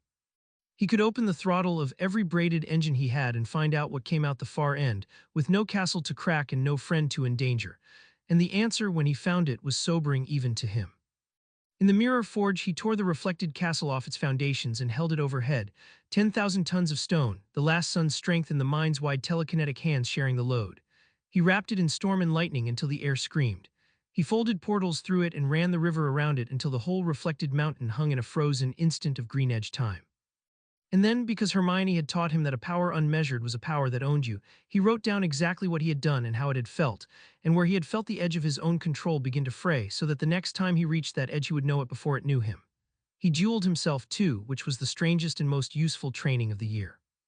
With the sorcery he could conjure an image of Icon, a copy of himself drawn from his own mind, and on the astral plane the copy could think and move and fight with everything Harry knew, and so Harry spent the long nights of his 13th year fighting the only opponent in the world who could give him a real fight, which was himself. He learned his own weaknesses by having them used against him. He learned that he relied too much on speed when he was tired, too much on strength when he was angry, too much on the wand when he should have trusted the braid. He learned to lose over and over to a version of himself who knew every trick he had, and the losing taught him more than 100 easy victories over conjured targets ever could. By spring there was very little the mirror Harry could do that the real one had not learned to answer, and Harry understood that he had given himself the one thing no enemy ever would, an honest sparring partner who wanted him to get better. The sorcery changed how he thought about the war too, because it changed how he thought about time. He had spent 2 years treating the future as a thing that would arrive fixed and certain. The war was coming, the grants would unlock, the hollow would wait. The eye taught him that the future was a fan of branches, that every choice he made closed some and opened others, that causation was a structure you could read if you had the eye for it and terrifyingly edit if you had the will. He did not edit it. He had sworn not to open the eye until the war gave him a reason worth a debt to causality itself, and he kept the oath. But he learned to read the branches, a little in the safe, shallow way that did not incur the debt, to see in a held green moment the likely shapes of the days ahead, the places where the war would turn, the choices that would matter. And what he read in those held moments again and again was the same dark convergence. A graveyard, a returned enemy, a door, and a boy standing in front of it 1 year short of ready. He did not tell Ron and Hermione the details because some futures are crueler for being seen early. But he began that year to plan for the night he had glimpsed, and the planning of it was the quiet work that would, 3 years later, keep the world alive. Hermione made him stop once when she caught him coming out of a held green moment, gray-faced and shaking, and she said the thing that became the law of the eye between them. "You're not allowed to live there," she said, "in the futures. You can look fine, learn what you need, but you have to come back and live in the one we're actually in with us today, where Ron's making a hash of his potions essay and I'm about to lose an argument I'm right about. Because if you spend your whole life standing in the doorway looking at the war that's coming, you'll get there having already lost everything you were trying to protect, which is the part where we're alive and ordinary and yours." Harry looked at her and at Ron scowling over his essay across the warded room, and he understood that the cleverest person he knew had just told him the deepest true thing about power that he would ever learn. That the point of all of it was the ordinary afternoon, and that a guardian who forgot the ordinary afternoon in his vigilance for the war had already let the war win. He closed the eye. He came back. He lost the argument Hermione was right about on purpose and let her enjoy it, and it was one of the best evenings of his life. The world looked too that 3rd year, and the second front Harry had marked at breakfast crept closer. The ministry did not send Umbridge yet, that was still a year off, but they sent Dawlish back twice, and they sent forms and registrations, and a new regulation about the monitoring of exceptional minors that everyone in the castle understood was a regulation about exactly one minor. Harry filled in the forms with an ordinary boy's ordinary answers and let the file in London thicken, and he felt, in the careful tightening of the government's attention, the truth of the precise hands warnings. The law was deciding slowly in committees and corridors that the Potter boy was a thing to be owned, and the only question left was when it would stop asking nicely. Harry had a year, perhaps 2, before that question answered itself. He intended to be ready. He went back to the post office once more before the year was out, alone at night in the slow human time. The constable had long since taken the body, and the village had long since explained the death to itself in the small comfortable ways the living explain the unexplainable, a weak heart, a quiet man, a sad thing. Only Harry knew what had really reached into that little room, and he stood in it in the dark and made himself look again at the place where the threads of the world had been frayed, because he had learned that the only way to stop being afraid of a thing was to study it until it became a problem instead of a horror. The frayed place had healed mostly. The world is resilient, and a single finger of the hollow was a small wound in a large fabric. But Harry could still see with the sorcerer's sight the faint scar of it, the line where reality had been briefly persuaded to stop, and he traced that line with his attention and learned its grammar, the way the hollow unmade things, not by force, not by breaking, but by a kind of cancellation, a quiet subtraction of the thing from the list of things that were. It was the most dangerous knowledge he had ever gathered and the most necessary, because a soldier who does not understand his enemy's weapon dies to it, and Harry intended to die to nothing. What he learned, standing in the healed scar of a dead man's room, was both terrible and useful. The hollow could unmake anything its dark touched, but the unmaking was not instant and it was not total. It had to overcome the thing's own insistence on existing, and a thing that insisted hard enough, that was anchored deeply enough in the world, could resist it for a time. A rock resisted longer than air. A living thing resisted longer than a rock, because life is a kind of insistence on existing. And a thing that wanted to exist not for its own sake but for the sake of something it loved, a mother shielding a child, a man holding a door so others could flee, that Harry suspected, though he could not yet prove it, might resist longest of all, because such a thing's insistence was not its own and could not be subtracted by unmaking the thing alone. He did not understand that night how important the suspicion would become. He only knew that he had found, in the grammar of the World Eater's weapon, the faint first outline of a defense, and he carried it back to the forge and wrote it in Hermione's ledger in his own hand, under the line that said "Keep them alive," where it belonged. But it was not the ministry that defined the 3rd year, and it was not the sorcery either. It was the night Harry opened the eye for the first time and saw across the whole width of the lattice, the thing that had been waiting since his first birthday turn at last its head. It began with a death that should not have happened. There was a man in Hogsmeade, a small man, a nobody, a scribe in the village post office whom Harry had never spoken to, and Harry felt him die one October night the way he felt everything, through the long hearing, a single heart stopping 2 miles off in a way that was wrong. Not stopped, emptied. The man's heart did not fail, it was unmade, the life in it not ended but subtracted, drawn out and away, and where it went Harry's senses could not follow except in one direction, out and up and across, toward the place at the edge of everything where the threads of the lattice frayed and stopped. Harry went to the village in the river, faster than the night, and found the small man dead in his post office with no mark on him and an expression of nothing at all on his face, as though he had not died so much as been quietly removed from the list of things that existed, and around the body, to Harry's new and terrible sight, the threads of reality were frayed. Cut. A small ragged hole in the world, exactly the shape of the great patient hollow at the edge of the lattice, made small, made local, made here. It had reached into his world. Not the wraith, not the ministry, the other thing, the one the system had shown him on the first night and never named again, the predator at the far end of the lattice that fed on the structure of reality itself and was drawn, slow and patient and certain, toward the brightest new thread in the weave. It had been 3 years coming. It had finally arrived, or rather it had finally reached, a single finger of itself pushed through the fabric to test the texture of the world that held the champion it had come to eat. And it had killed a man in a post office the way a person idly crushes an ant while reaching for something on a high shelf, without malice, without even attention, because the man had simply been in the space the finger needed to occupy. Harry knelt by the body of the small man he had never spoken to, and for the first time since the cupboard he felt the cold, bright wish to understand falter, because some things are not problems to be understood. Some things are simply larger than you, and the only honest response is to become larger still. He knelt there a long moment. Then he stood and he did the thing the system had warned him against, because he had to know how much time he had. He opened the eye. Green light spilled from the amulet that hung suddenly real and heavy against his chest, and the moment in the post office stopped, not slowed as the speed stopped it, but stopped, held open, frozen in a globe of green stillness that Harry could walk around inside of. And then he reached with the eye not forward into the future but along sideways across the lattice, up the frayed thread to its source, because the eye did not only show time, it showed causation, the chain of what caused what, and the chain that ended in a dead scribe in Hogsmeade ran back and out and across the whole vast structure of adjacent worlds to a place where the chain simply ended, where cause stopped having effects, where the threads went into a dark that was not a shadow because shadows are made by light. And in the dark the thing looked back at him. Harry had braced for size, he had not braced for attention. The hollow at the edge of the lattice had been for 3 years aimed at him the way a falling stone is aimed at the ground, vast, patient, indifferent. Now as he reached up the chain of cause with the eye of a sorcerer supreme, the indifference ended. Something on the far side of the dark registered the small green light reaching toward it, registered that the bright new thread it had come to harvest was looking back, and Harry felt the full weight of its regard fall on him like the whole ocean falling on a swimmer, and a voice that was not a voice, that was the absence of one, the sound a thing makes when it speaks by unsaying, pressed itself into the frozen green globe of the held moment. I see you now, it said, in the unlanguage of a thing that ended worlds. The lattice has not invested like this in an age. How interesting that they should spend so much on one small thread, how interesting that the thread should have teeth. The dark seemed to lean closer, and the frozen moment groaned under the weight of it, and the holly amulet of the eye burned white-hot against Harry's chest. I have eaten champions before, little son. I have eaten the lattice's best and brightest and left their worlds as quiet as this little room. You are not yet finished. I can wait. I am very good at waiting. The unvoice withdrew, and the last of it, as it went, carried something almost like courtesy, which was the most frightening thing of all. Grow, little son, grow large. I would not want to have come all this way for a small meal. Harry shut the eye. The post office snapped back into the river of ordinary time. The small man was dead, and the night was cold, and Harry stood alone in a village 2 miles from a castle full of sleeping children, with the green amulet cooling against his chest, and the regard of a world-eater still pressing faintly on the back of his neck.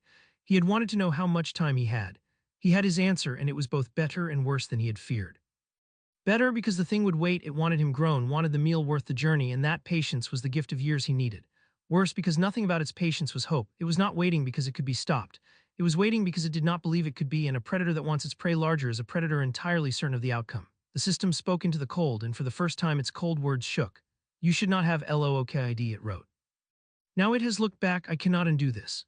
Then, after a pause that lasted the length of 3 of Harry's slow breaths, but you know now what I could not tell you. The war that is coming for you is not the wraith is the door. The thing at the edge of the lattice will not cross into your world on its own, it is too large and your world's walls are thick.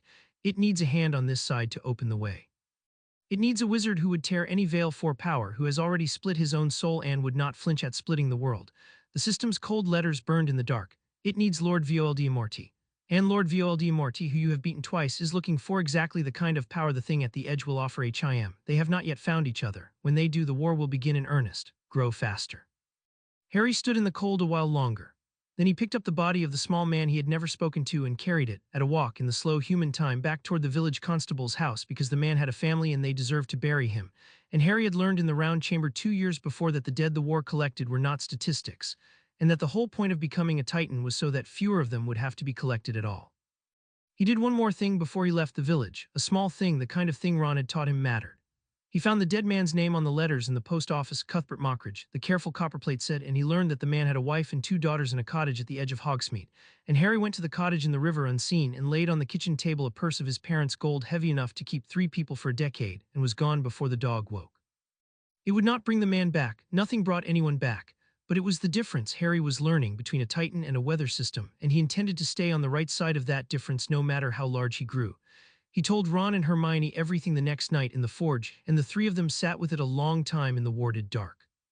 It was Ron in the end who said the thing that mattered, the strategist with no power at all looking at the shape of a war that had just gotten infinitely larger and finding, the way he always did, the single human truth in it. Then we don't let them find each other, Ron said. That's the whole game now, isn't it? Voldemort wants what the thing's offering, and the thing needs Voldemort to open the door, so we keep the door shut.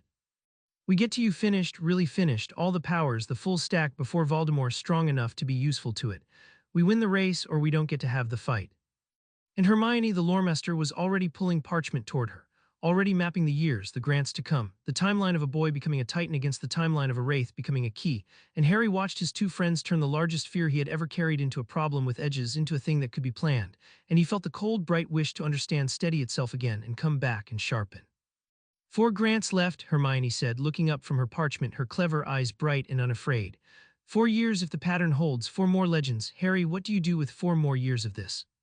Harry looked at the wheel of orange fire spinning slowly around his wrist, and the green amulet cooling at his chest, and the holly wand that sang now when he asked the world to disobey itself, and behind all of it the bank sun and the cold river and 3 years of the forge stacked up like a struck cathedral bell.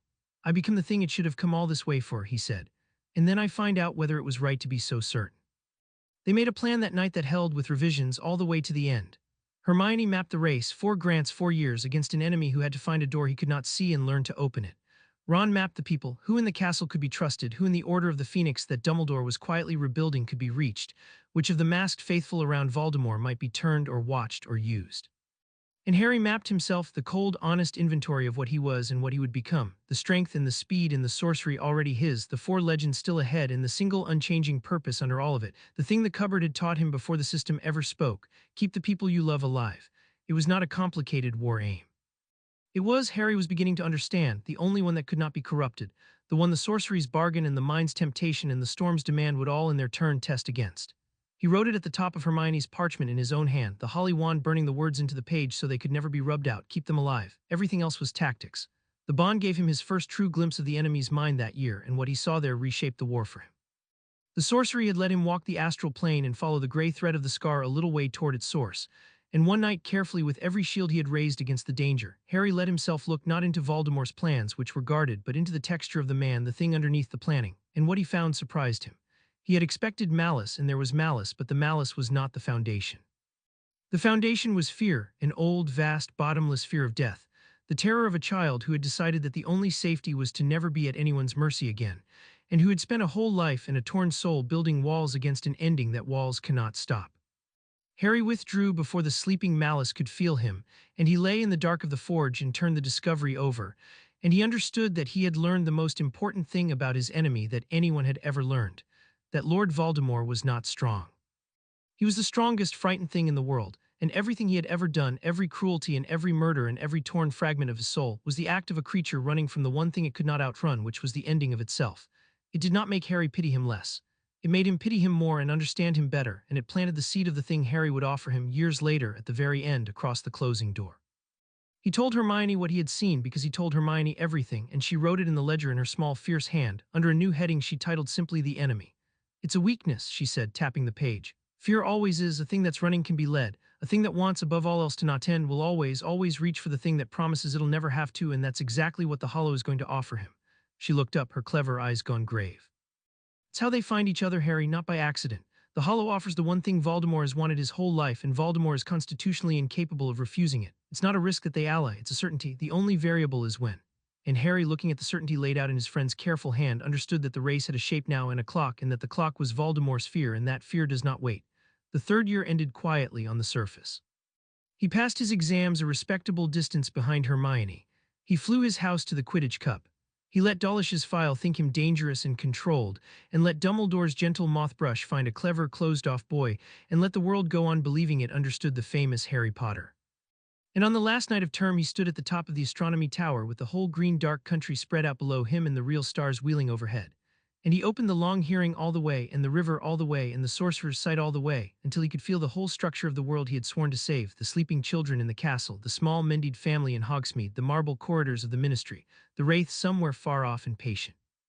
And beyond all of it, at the edge of everything, the great hollow dark that had looked at him and found him interesting and decided to wait. "Grow large," he said softly to the dark, repeating its own words back to it across the whole width of the lattice.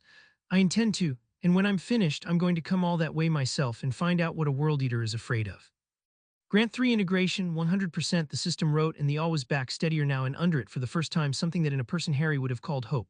3 legends braided, the wraith has run from you twice, the law has opened a file, the hollow has turned its head and found you worth waiting for. Then at the very bottom, set apart the way it had set apart the words that mattered on the very first night, Grant 4 and 10 months, the mind. "And then, little son, you will stop having to hide." Harry read the last line twice, the way he read everything that mattered, and for the first time in 3 years of careful, governed, exact restraint, he found that he was looking forward to the day he would stop being small. Then he stepped off the tower into the warm summer air and did not fall, and flew north into the night toward his 4th birthday under the system, and the legend that would give a boy who had mastered the body and the world at last the power to master the mind. Chapter 4 and Chapter 5, the growing legend, the 4th grant came in silence, and Harry understood it before the system named it, because for the first time in his life the inside of his own skull was not the only one he could hear. He was 14. He had spent the year between the post office and his birthday doing the thing Hermione's parchment demanded, growing faster, training harder, mapping the race between a boy becoming a titan and a wraith becoming a key.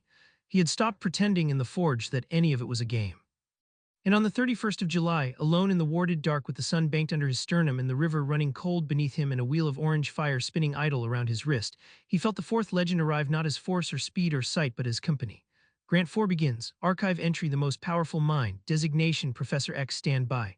The forge filled with voices. They were not in the room. That was the thing Harry grasped in the first appalling second.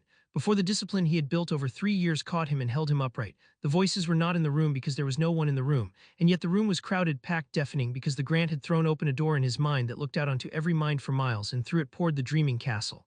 1,000 sleeping students, their dreams loud and strange and unguarded. The dim, slow contentment of the portraits dozing in their frames, the bright, wary watchfulness of the house elves in the kitchens, the deep, ancient murmur of the castle's own half-living wards, which had a kind of mind, Harry discovered, a slow stone awareness 1,000 years old that noticed him noticing it and turned, ponderous and curious, to look. It all poured in at once, an ocean of other people's insides, and for 4 seconds Harry drowned in strangers, his own self nearly lost in the flood of selves. And then the discipline rose, the same governed, deliberate, exact restraint that had let him hold a sun and swim a river, and he built, in the space of a held breath, a wall. He had been building toward this wall for 3 years without knowing it. The thing the wizarding world called occlumency, the shielding of the mind, he had taught himself in scraps since the night Dumbledore's gentle mothbrush first touched him at a feast. And the grant, it turned out, did not only let him into other minds but armored his own, and where the two met Harry built something no Legilimens had ever met. A mind that was a fortress with 1,000 windows, that could look out without being looked into, that could open precisely one door to precisely one mind and leave all the rest sealed. By dawn he had learned to narrow the telepathy the way he had learned to narrow the long hearing on his very first night, from the whole drowning castle down to a single sleeping student, down to nothing and back out again at will. By dawn he had also learned the other half of the grant, the half that had nothing to do with minds at all, that a mind powerful enough to hold 1,000 others could reach out and hold the world itself, lift it, move it, with nothing but the same governed intent: telekinesis. He raised the granite blocks of the forge into the air without touching them, without flying them, without the last sun's strength, simply by deciding they should rise, and they rose, a dozen at once, each held in a separate channel of will, and Harry stood in the center of a slow orbit of floating stone, and understood that the 4th legend had given him hands as wide as his attention. He learned, too, the astral combat the grant carried inside it, the ability to step out of his body not as the sorcerer's quiet spirit walk, but as a warrior onto a plane where thought was matter and will was muscle, where a battle could be fought, and won inside the time it took 2 physical bodies to draw breath. He braided that as he braided everything with the sorcery's astral arts and his own occlumency, until the inside of his mind became a fortress he could defend, a weapon he could wield, and a country he could carry any enemy into and beat them on ground of his own making. Grant 4 integration, 22%, the system wrote at dawn. The most powerful mind has HAD holders who shielded the world with it. None ever braided it with a wizard's OCCLUMENCY and a sorcerer's sight. You now have a mind no power in your world can enter or deceive. Guard it. The Wraith will try the door before the year is out. The Wraith tried the door that very autumn, and the trying taught Harry exactly how much the fourth grant had changed the war. He had carried the bond since the cradle, the thin gray thread from the foul knot in his scar to the sleeping malice far away, and for 4 years it had been a one-way wound, a channel Voldemort could pour dreams and visions down whenever he chose, a vulnerability Harry had learned to endure and never to close. The fourth grant ended that. When Voldemort reached down the bond one November night, probing, testing, expecting the soft, unguarded mind of a boy, he found instead the thousand-windowed fortress, and the windows were shuttered and the gate was a wall of gold sorcerer's light, and behind it stood something that looked back at him with the patient cold attention of a thing that had been waiting for exactly this. Voldemort recoiled. He tried again, harder, with the full force of the most accomplished Legilimens alive, and the fortress did not so much as tremble, and then, because Harry had learned that every connection ran both ways, Harry pushed back up the thread, just a little, just far enough to let the Wraith feel the size of what was now on the other end of the bond he had thought was his to use. Voldemort tore the connection shut from his own side and did not open it again for a long time, and Harry lay in the dark of the forge and understood that he had just taken from his enemy the oldest weapon in the war, and turned it into a window he could one day climb through. But before the Wraith fully understood what the fourth grant had cost him, the Law arrived wearing pink. She came to Hogwarts in October in a cardigan the color of Cough sweets, with a voice like sugar poured over a knife, and her name was Dolores Umbridge, and she was the answer the Ministry had finally settled on to the question of the Potter boy. The careful person with the precise hand had warned him for 3 years that the Law would stop asking and start owning. And here it was, not an inspector with a notebook this time, but a high inquisitor with the full weight of Cornelius Fudge's terror behind her, sent to a school to leash a child the government had decided was too dangerous to be free and too useful to be destroyed. She taught defense against the dark arts in theory only, forbidding the students to so much as draw a wand. She decreed and inspected and dismissed, and she watched Harry with small wet eyes that held no fear at all, because Dolores Umbridge had never in her life met a thing she did not believe she could make small with enough rules, and the not fearing was, Harry understood at once, far more dangerous than Dawlish's careful dread had ever been. He could have ended her in a thought. That was the temptation the fourth grant carried, and he felt the weight of it the first time she made a frightened first-year cry, the first time her quill Harry's senses caught the iron tang of it across the room, cut its lines of forced confession into the back of a student's hand in blood. With the telepathy he could reach into the soft pink fortress of her mind and rearrange a single belief, and she would resign tomorrow and never know why. With the telekinesis he could stop the small, cruel heart in her chest between one beat and the next, and no one would ever prove it was him. He stood in the doorway of her detention one evening with the iron smell of a child's blood in his nose and the fourth grant whispering how easy it would be, and he did not do it, and the not doing was the hardest exercise of governed restraint he had yet performed, harder than holding a son because the son only wanted to be let out and this wanted to be let in. He understood, standing there, why the system had warned that the sorcery's bargain was dangerous and the mind's was worse. A boy who could move mountains could only drop them. A boy who could read and rewrite minds could become, very quietly and with the best intentions, the exact thing he was growing strong enough to fight. He went to Dumbledore that night as he had promised to a year before and told the old man what he had nearly done, and Dumbledore listened and did not lecture and said only, "The fact that it frightened you is the whole of your defense, Harry. The day it stops frightening you, come to me at once, and I will do whatever a tired old man can do to stop you. That is the bargain. I do not think we will need it, but I am glad we have it." And Harry, who had nearly unmade a woman's mind to spare a child's pain, understood that the promise he had made across the desk a year before had just kept him on the right side of a line he had not known he was standing on, and he was, for the first time, grateful for the old man's scars. So he beat her the slow human way instead, and that was the year's first lesson in his own restraint. He gathered the students she had forbidden to learn, and in the room of requirement that he had once called the forge he taught them. Not his own impossible gifts which were his alone, but ordinary defensive magic done extraordinarily well, shield charms and stunners, and the patient courage to stand and fight, and he built out of frightened children an army that did not need him to be a Titan to be brave. He found, teaching them, a thing he had not expected, that he was good at it, that the same patience that had taught himself to hold a teacup could teach a trembling third year to hold a shield, and that watching a frightened child discover their own courage was a cleaner joy than any power the system had ever poured into him. Neville Longbottom, the round-faced boy whose toad had been lost on the first train, learned under Harry's teaching to cast a shield that could turn a stunner, and the morning he first did it the look on his face was worth more to Harry than the whole of the last son's strength. This, Harry thought watching it, this is what the powers are for, not so that I can fight, so that they don't have to be alone when they do. Umbridge inspected and decreed and could not find them because the room would not open to her, because the castle had decided, in its slow stone thousand-year way, whose side it was on. And when at last she cornered Harry alone, certain she had him, certain a girl with enough rules could make any boy small, Harry let her reach for the truth serum and the binding decree and the full machinery of the law. And then he simply was not where she had cornered him, because a boy who could step into the river was never truly cornered by anyone. And he left her standing in an empty corridor holding a writ for a student who had crossed 40 feet of stone between one of her heartbeats and the next. And that was the night the ministry's file added a single underlined word that changed everything that followed. Uncontainable. The army he built in the room of requirement that year became the thing he was proudest of, more than any rescue, more than any grant. He called it nothing. Names were dangerous, and Umbridge had spies, but the students who learned under him called it quietly among themselves the vanguard, and they were a few dozen frightened children at first and 100 steady ones by spring. Harry taught them the way he had taught himself, by experiment, by patience, by demanding a little more than they thought they could give and then showing them they had given it. He could not make them titans. But he could make them brave, and he discovered that brave, multiplied across 100 ordinary wands, was a power the Archive had never catalogued and the Dark Lord had never planned for. Neville Longbottom, who had been a frightened, round-faced boy, became under Harry's teaching a young man who could hold a shield against 3 attackers and not break. And the night Harry watched him do it, he felt a pride that none of the 7 legends could have given him because he had not poured it into Neville from a cold blue frame. Neville had built it himself, one hard evening at a time, and Harry had only stood beside him while he did. He used the telepathy to teach, carefully, never to invade. He could feel in the room the exact moment a student's courage failed, the precise shape of the fear that froze a wand hand, and he learned to speak to it out loud in the ordinary way so that the student never knew he had seen inside them. "You're not afraid you'll fail," he told a trembling 4th year once who had frozen mid-cast. "You're afraid you'll succeed and then they'll expect it again. Cast it anyway, let them expect it. You're allowed to be the person they expect."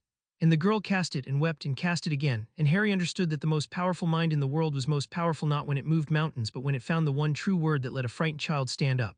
That, he thought, watching his vanguard drill in the warded room, is what Professor X was for, not the armies of the mind. The single sentence that reaches one person in the dark and tells them they are not alone in it. The 4th grant taught him the geography of his enemies too, and not all of them were Voldemort.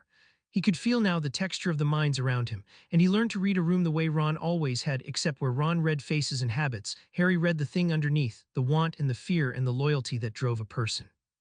He felt across the staff table the cold, sealed discipline of Snape, a mind so perfectly occluded that its very perfection was a confession of how much it had to hide. He felt the small, hot cruelty of Umbridge, a mind that had never once doubted itself and was the more dangerous for it. He felt, in the ministry men who came and went, the particular fear of bureaucrats who have glimpsed a power larger than their procedures and have decided to destroy it rather than admit their procedures cannot hold it. And he felt, far off and patient, the new pressure of the Wraith growing stronger month by month, and the dark beyond the Wraith that the Wraith was reaching toward, and he understood that the 4th grant had given him, along with the temptation to rewrite minds, the burden of feeling exactly how many of them were turning quietly toward the war.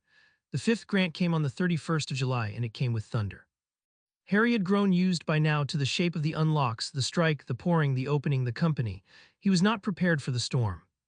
He stood on the open top of the astronomy tower this time because he had learned that each grant grew larger and the forge had begun to feel too small to receive them. And at midnight the sky over Hogwarts, which had been clear and hung with summer stars, turned in the space of a breath to a churning black anvil of cloud, and the system's words came down through it like the first cold drops of rain. Grant 5 begins. Archive entry: the God of Thunder. Designation: Thor. Stand by. The lightning chose him, it did not strike him. It chose him. A single fork of white fire reached down out of the boiling sky and touched the boy on the tower and did not burn him, because the invulnerability of the last sun turned it. But it went into him anyway, willingly, the way the river had taken him 3 years before, and Harry threw back his head as the storm poured itself into the place under his sternum where the sun already burned. And for one vast moment the boy on the tower and the storm over the castle were the same weather. He felt the charge of the whole sky as a thing he could hold. He felt the wind as a thing that would carry him, not because he flew through it, but because it was his. He raised his hand without deciding to, and the lightning came to it, gathered in his palm, a living branch of it crackling between his fingers, obedient, eager, his. And under the storm and the lightning and the wind, deepest of all, he felt the 5th grant's strange and ancient demand, the thing that made the God of Thunder different from every legend before it. It did not ask him to be disciplined. It asked him to be worthy. He understood the difference by morning, and it changed how he thought about all the rest. The strength, the speed, the sorcery, the mind, those grants had given him capacity and demanded control, and control was a thing Harry had in abundance, the hard, cold, governed restraint of a boy who had taught himself not to crush the teacup. But the God of Thunder's power did not answer control. It answered character. The storm came to his hand when his cause was clean and guttered when it was not. The lightning that leapt eager to defend a child went sullen and dim when he reached for it in anger. And the conjured weight of a hammer Harry made one, the third year's sorcery shaping the fifth year's storm into a haft and a head of solid storm cloud and star metal, because the grants braided now almost without his asking. The hammer rose for him only when he lifted it for the right reason, and lay immovable as a mountain when he did not. It was the first power the system had ever given him that he could lose by becoming the wrong kind of person, and Harry, who had spent 3 years carefully not becoming the wrong kind of person in a world that gave him every reason to, found that he had been training for this grant longer than for any other. He tested it the way he tested everything, and the test taught him something he had needed to know. He reached for the hammer one night in a cold fury. He had just learned through the bond and the long hearing that a Death Eater had killed a Muggle family in the South for sport, 3 children among them, and the rage in him was a clean and righteous and absolutely murderous thing, and the hammer did not come. It lay on the forge floor where he had set it and would not rise, because the hand reaching for it wanted in that moment not to protect but to punish, not to save but to make someone pay, and the God of Thunder's power could not tell the difference between righteous murder and the other kind, because there is no difference, because the wanting to make someone pay is the same wanting whoever is doing it. Harry stood over the immovable hammer with the storm raging useless overhead and learned the deepest lesson of the fifth year, that the line between the hero and the thing the heroes fight is not drawn by what you can do but by what you reach for and why. He let the rage go. It was the hardest thing he had done since not unmaking Umbridge. He lifted the hammer for the children, not against the man, and it came to his hand light as a word, and he understood that the system had given him the God of Thunder fifth after the mind on purpose, that a boy who had just been handed the power to rewrite any will in the world needed, more than any other gift, a power that would abandon him the moment he started using the first one wrongly. Grant 5 integration climbing, the system wrote, and the awe in it had grown into something steadier and stranger, something that read almost like pride. 5 legends braided. No holder in the archive has ever carried more than one. You carry 5 and they have begun to become a sixth thing that is only you. The world cannot help but notice now. It is time, little son, stop hiding. The God of Thunder changed how the other legends felt in him, and that was the strangest discovery of the fifth year. He had thought the grants were separate engines that he had learned to run together. The storm taught him they had become, somewhere along the way, a single weather. When he reached for the lightning, his cause had to be clean, and because the lightning now lived in the same braided place as the sun and the river and the fire and the mind, the cleanness of his cause began to govern all of them, so that the whole of his power, not just the storm, grew bright when he fought to protect and dimmed when he reached to punish. It was as though the fifth grant had reached back through the other 4 and tuned them to a single key, and the key was the thing he had written at the top of Hermione's parchment 3 years before: keep them alive. A Harry who held to that purpose was a Harry whose every power answered him fully and gladly. A Harry who strayed from it would find, he understood now, that the straying cost him not one power but all of them, because they had become one thing, and the one thing had a conscience now, and the conscience was the storm's. He flew differently after the storm too. The last sun's flight had always been a quiet thing, a private defiance of gravity in the dark of the forge. The God of Thunder made it loud. Now when Harry took to the sky, the weather came with him, the clouds gathering at his shoulders and the wind rising to carry him and the lightning waiting patient and eager in his fist, and a boy who had once risen an inch off his aunt's dead lawn and lost his nerve could stand a mile above Scotland in the heart of a storm he had summoned and feel the whole sky acknowledge him as its own. He did not let it make him proud. Pride was a straying, and straying cost everything, and the hammer at his belt would have reminded him sharply if he had forgotten. But he let himself once, on the night he first mastered it, simply fly up through the storm he had made, past the clouds, into the cold clear dark above the weather where the stars burned hard and close, and he hung there in the silence with 5 legends braided into one and the whole sleeping island below him, and he understood that the boy from the cupboard had become something that could stand among the stars, and that the only thing that made it bearable, the only thing that kept it from being a kind of madness, was that he still, after everything, only wanted to come back down. He stopped hiding on a wet October morning in a Muggle market town in the south, and that was the day the world stopped wondering whether the legend was real. A dozen Death Eaters came down on the town at noon, masked and laughing, to do the thing the Wraith had ordered done all that autumn, to bleed the world that might shelter the boy, to make a terror that would pull him out of his castle and into the field. They came expecting an hour of slaughter before the Aurors arrived. They got 11 seconds of Harry. He felt the first scream from 100 miles north, and he came down the river and out of the sky into the town square between one of their heartbeats and the next, and to the watching Muggles, to the cowering shoppers and the screaming children, it looked as though the rain itself had gathered into the shape of a boy. He took the curses on the last son's skin and the sorcerer's gold shields. He took the wands from their hands with a wind that came when he asked, because he was asking it to protect. He bound the 12 of them in crimson bands of conjured light and set them in a neat row in the square and stood over them in the rain with the storm circling the rooftops and the lightning quiet but present in his fist. And he did not kill a single one because the hammer at his belt would not have let him, and because the whole point of the powers was the not killing, the mending, the keeping safe. The Aurors arrived to find a market town untouched, a dozen of the Dark Lord's faithful trust in waiting, and a green-eyed boy already gone, but not before 300 muggles and a handful of stunned wizards had seen him, had filmed him on the little glass rectangles muggles carried, had watched the rain become a hero. The ministry suppressed what it could not suppress all of it. By the end of the week, there was a name moving through both worlds, the magical and the mundane, spoken in fear by the masked faithful and in something like hope by everyone else, and the name was Harry's, and the war had its first true legend. The legend grew through that winter the way a fire grows in dry grass, slowly and then all at once. There were too many rescues now to keep them all secret, too many market towns saved and families pulled from the dark, and the little glass rectangles the muggles carried caught more of him every month. The ministry suppressed what it could in the wizarding press and denied the rest, but the wizarding world had its own eyes, and the eyes had begun to follow the boy. Children who had grown up on the story of the boy who lived began to whisper a newer, larger story. That the marked child had become something the histories had no name for, that the impossible things at his school had a single source, that there was a power rising in the north that even the returned Dark Lord moved carefully around. Some of the whispers were afraid. Most of them, Harry was surprised to find, were not. Most of them were the particular hope of people who have lived in fear a long time and have just glimpsed, on the horizon, the silhouette of something the thing they fear is afraid of. He did not court it. He gave the watching world nothing on purpose, no speeches, no displays, no banner to rally under, because a boy who became a symbol became a target for everyone's ideas about what a symbol should do, and Harry intended to keep his purpose his own. But he could not stop the world from seeing what it saw, and what it saw again and again that winter was this: that when the worst happened, when the masked men came and the curses flew and the ordinary defenses failed, the rain would gather into the shape of a green-eyed boy and the worst would simply stop.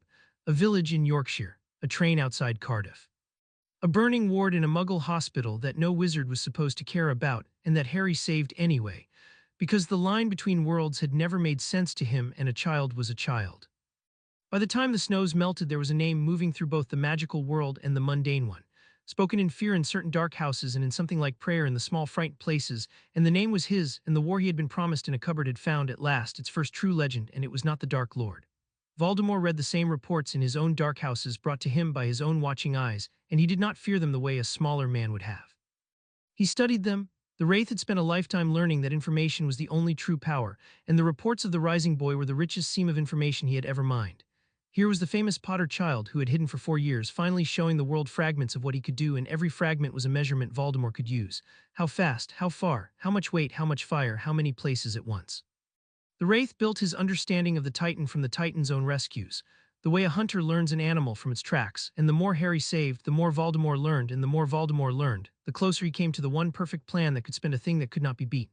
It was the deepest cruelty of that winter, and Harry understood it and could not stop it, that every life he saved in the open taught his enemy a little more about how to make him fail. And the world noticed in the worst way too, because Voldemort came back in the flesh that same season, and the war stopped being a thing on the horizon and became a thing in the field. It happened the way the system had promised 3 years before in a cold Hogsmeade post office. The Wraith and the World Eater had not yet found each other, but the Wraith had grown strong enough, on stolen rituals and a faithful servant's blood in the long patient theft of years, to make himself a body, and Lord Voldemort rose again whole and white and serpent-faced in a graveyard in the dark, surrounded by the masked faithful he had summoned back to his side. Harry felt it happen. The small fowl not sewn into his scar, the fragment of the enemy he had carried since the cradle, flared white-hot and screaming as its maker took flesh. And through the dark twin bond he had never been able to cut, Harry felt the exact moment Lord Voldemort opened his new red eyes and felt the Wraith feel him back, and for one instant across the whole of England the two of them stood inside each other's minds, the boy who had become a Titan and the wizard who had become a thing. And each took the full measure of the other. What Voldemort found in Harry stopped him cold in his own moment of triumph. He had expected the boy from the prophecy, the marked child, the lucky survivor. He found, looking down the bond, a fortress with 1,000 windows and a sun burning at its center, and a storm circling its towers and a river running under its foundations, and a wheel of orange fire turning at its gate, and behind all of it a mind that looked back at him without fear, without hatred, with nothing but the cold, bright, patient wish to understand exactly how the thing in front of it could best be ended. Voldemort had spent 13 years assuming Harry Potter was a loose end. In the graveyard, newly risen, surrounded by his worshippers in the hour of his return, Lord Voldemort looked down the bond into the mind of a 14-year-old boy and felt, for the first time since he was a frightened orphan in a Muggle dormitory, the cold touch of something he could not be certain he would beat. And then he felt the other thing, the thing that made him not flee but smile, and it was the most dangerous moment of the whole war because it was the moment Lord Voldemort understood Harry's value. The bond ran both ways. Looking down it into Harry, Voldemort felt at the very edge of the boy's vast braided power, the thing the boy was straining toward and growing toward and racing toward, and beyond it, dim and distant across a structure Voldemort had no name for, the great patient hollow dark at the edge of the lattice, the power without limit that the boy was being grown to fight. Voldemort did not understand the lattice. But he understood power when he was shown it, and he had spent his whole life reaching for exactly the kind of limitless dark the hollow offered. And in the instant he took Harry's measure, he also took, through Harry, the measure of the thing that wanted Harry dead, and Lord Voldemort, brilliant, patient, surgical, the most dangerous wizard who had ever lived, made in that instant the decision that would define the war. He would not simply kill the boy, he would find the boy's enemy. He would open the door the system had warned could only be opened from inside, and he would offer himself as the hand that opened it. And in exchange he would take from the hollow dark the limitless power it offered its servants, and become at last the thing he had spent his whole life trying to become, and the boy who had been grown to stop the World Eater would instead have hand-delivered Voldemort the means to summon it. Across England, on the Astronomy Tower, with the storm circling his towers and the bond burning white in his scar, Harry felt Voldemort make the decision and understood it and went cold. "He's going to look for it," Harry said aloud to the storm and the system and the empty night. "He felt it through me, he's going to find the hollow and offer to open the door." "Yes," the system wrote. "How long?" Harry said. "That depends entirely on you," the system wrote. "The Wraith must search a structure he cannot see for a door he does not know how to open. It will take time. You have 2 grants left and perhaps 2 years." The cold letters paused and then set apart the way the words that mattered were always set apart. "The race you have been running since the post office has a finish line now. Either you become finished before the Wraith opens the door, or the Wraith opens the door before you are finished. There is no third outcome. Grow."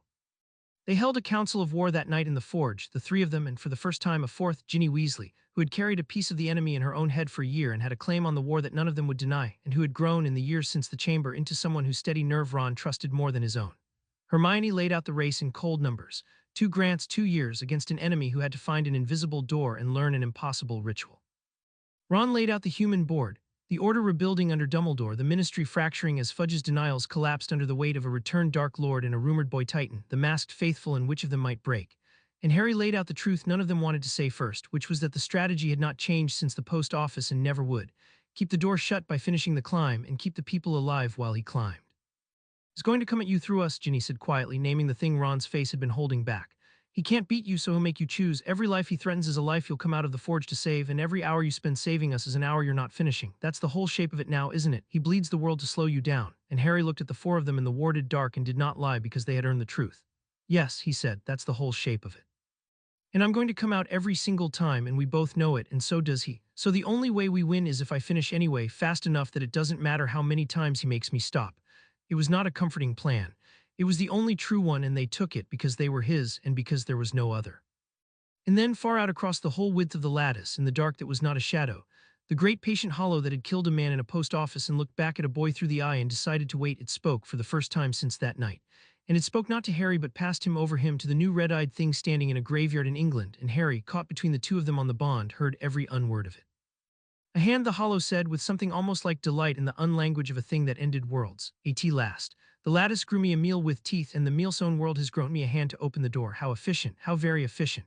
Come then, little wizard, and find me. I will teach you how to tear the veil, and in return you will let me through, and together we will eat your little son before he is finished burning."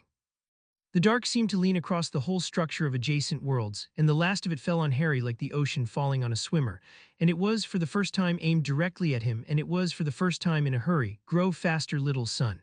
I have found my hand. The waiting is over." Harry stood on the tower in the circling storm with his enemy in his scar and a World Eater in his ears and 2 grants left and perhaps 2 years, and he did the thing that had defined every year of his strange and accelerating life, the thing the system had bet a universe on, the thing that made him the only champion the archive had ever produced who walked toward his war instead of away from it. He was not afraid. He was finished waiting too. He raised the conjured hammer of Stormcloud and Starmetal, and it came to his hand because his cause was clean, and the lightning gathered eager around his fist, and the sun blazed up under his sternum, and the river ran bright beneath him, and the wheel of orange fire spun open at his gate, and the 1,000-windowed fortress of his mind turned its full cold attention across the whole width of the lattice, toward the dark that had decided to hurry. And Harry Potter, 14 years old, 5 legends braided into a 6th thing that was only him, sent his answer back down the bond and across the structure of worlds to the Wraith in the graveyard in the hollow at the edge of everything, in a voice that the storm carried to every corner of the sleeping country, and that the next morning every witch and wizard in Britain would swear they had heard in their dreams. "Then stop waiting," Harry said, "and come and find out whether you were right to be so certain." The storm broke over Hogwarts in a single white sheet of lightning that lit the whole of Scotland, and on the far side of the night Lord Voldemort began his search for the door. And the world, which had spent 4 years believing it understood the famous Harry Potter, woke the next morning to the first true rumor of the thing he had become, and the real war, the war that had been coming for him since a cold blue frame assembled itself in a cupboard under the stairs, began at last in earnest. Grant 6 in 10 months, the system wrote, steady and certain through the breaking storm. And then, little son, the thing that will not let you die. Harry lowered the hammer and let the storm settle and looked east toward the coming dawn and the coming war and the 2 short years he had to finish becoming the hero of every power before the door at the edge of the world swung open. Good, he said. Let's not waste them. Chapter 5 and Chapter 6, The War Comes. The war did not wait for Harry to be finished. That was the whole strategy of it, and Lord Voldemort, who had spent 15 years learning patience and then unlearned at the instant he understood what Harry was becoming, moved first and moved hard because the one thing he could not allow was the boy reaching the end of the ladder. It began in the autumn of Harry's 6th year, and it began everywhere at once. Voldemort had spent the summer doing two things, and Harry, watching through the bond he could not cut and the long hearing that reached half of Britain, had been able to stop neither. The first was the search.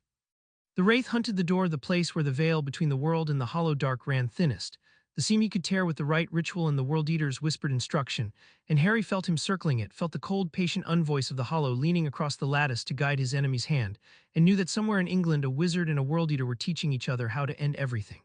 The second was simpler and more immediate. Voldemort made war on the world that might shelter the boy so that the boy would have to choose every single day between finishing his growth in the warded dark and saving the people dying in the light. It was, Harry understood with cold admiration, exactly the correct strategy. The wraith could not beat a finished Harry, so he would never let Harry finish. He would bleed the country until the boy had to come out and bleed with it. The killings started in October, and they were not random. Voldemort struck the people who had taught Harry, sheltered Harry, stood near Harry, a teacher here, a shopkeeper in Hogsmeade there, an Order of the Phoenix safe house in the dark, each one timed to pull the boy out of the forge and into the field, each one a small precise wound in the world designed to cost Harry a night of growth. And Harry came. He could not do otherwise. He had decided in the round chamber when he was 11 that the dead the war collected were not statistics, and he had become a Titan precisely so that fewer of them would have to be collected, and a Titan who let people die to protect his own training was only a different kind of monster. So he came night after night, and he saved who he could, and each night he saved them the masked faithful learned a little more about what he was and reported it back to their master, and Lord Voldemort built from the reports the only thing that had ever beaten Harry Potter, a plan. One of those nights showed Harry both halves of what he had become, and he never forgot it. The Death Eaters had taken a village in the Fens, a small wizarding hamlet that had once hidden a member of the Order, and they had not come to kill quickly. They had come to make a horror big enough to be heard in Scotland, to draw the boy down, and they had begun the slow work of it when Harry arrived. He came out of the rain into the burning main street, and the world slowed to the river's crawl, and he saw it all in the stretched gray time. A woman pinned under a curse that was eating her inch by inch, a child running from a masked man who was laughing as he aimed, a whole family huddled in a doorway with the fire coming for them, a dozen separate deaths all happening at once across 100 yards of street. And Harry, who could be in only one place at a time, even in the river, did the thing 6 years of stacked legends had made possible. He was in all of them. He folded the burning street into the mirror dimension so the fire could not spread. He crossed the 100 yards in the gap between two raindrops and took the eating curse onto his own invulnerable skin where it broke and died. He caught the running child and set her behind a wall of gold sorcerer's light. He pulled the family out of the doorway with a hand of telekinetic will as wide as his attention. And he bound the masked men, all of them in crimson bands, and left them for the Aurors. And he did not kill one because the hammer at his belt would not have let him, and because the not killing was the whole point. He saved the village. Every soul in it lived.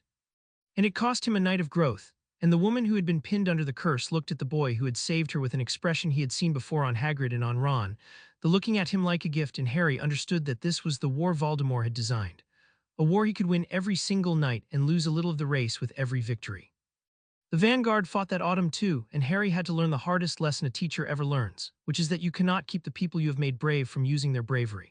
The students he had trained in the room of requirement were of age now, many of them, and when the war came to the country they did not sit it out, because Harry had spent 2 years teaching them to run toward the screaming, and they had learned the lesson too well to unlearn it for their own safety. They joined the Order.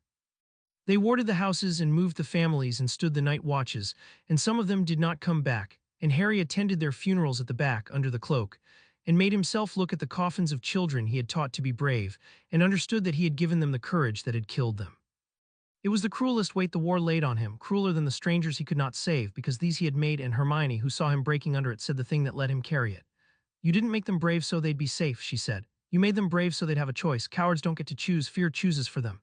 You gave them the one thing the war was trying to take, which is the right to decide who they were going to be in it. They chose. It's the most human thing there is, and it's theirs, and if you take the credit for their deaths, you have to take it for their dignity too, and you don't get to do that. It's not yours. It was never yours, it was theirs. And Harry, standing at the back of one more small funeral, understood that his friend had just drawn the line that kept a guardian from becoming a god, that the people he protected were not his to protect into puppets, that their courage and their choices and even their deaths belonged to them, and that the whole of his job was to stand between them and the dark and let them be in the light free. He came to dread the nights when the attacks came in clusters, because clusters were tests, Voldemort learning how thin he could be stretched, where the gaps opened when he had to be in three places, which of the three places he would choose to abandon. Harry hated the choosing most of all. A Titan who could be everywhere would never have to choose. A Titan who could only be one place at a time, even moving at the speed of the river, had to decide every cluster night which scream to answer first, and the deciding was a small death each time because the screams he answered second were sometimes screams that stopped before he reached them. He got faster. He got smarter. He learned to read the clusters and guess the real target and pre-position himself against it.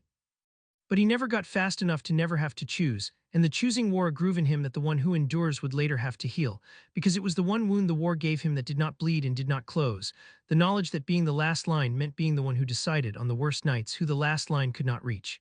He learned that autumn what it was to arrive too late as well. He came down the river to a burning farmhouse in Devon one night and found the family already gone.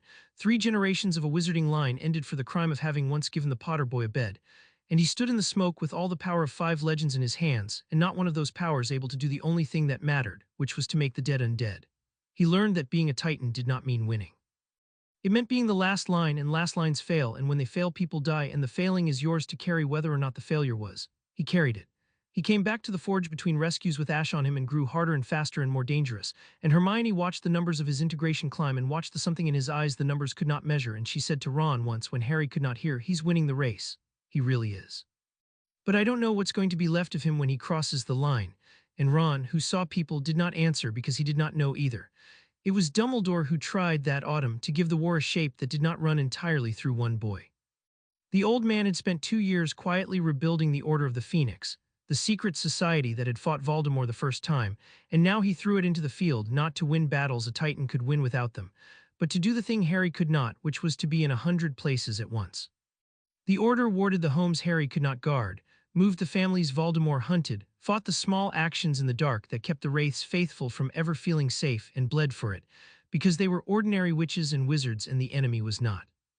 Harry met with the old man in the round office under the dozing phoenix more than once that autumn, and the meetings were not comfortable. Because Dumbledore was dying, Harry's senses had caught it months before, a blackness creeping up the old man's one hand from a curse he had taken sealing away one of the Wraith's hidden soul fragments, a thing the old man had told no one and that Harry had not mentioned because some dignities a man is owed.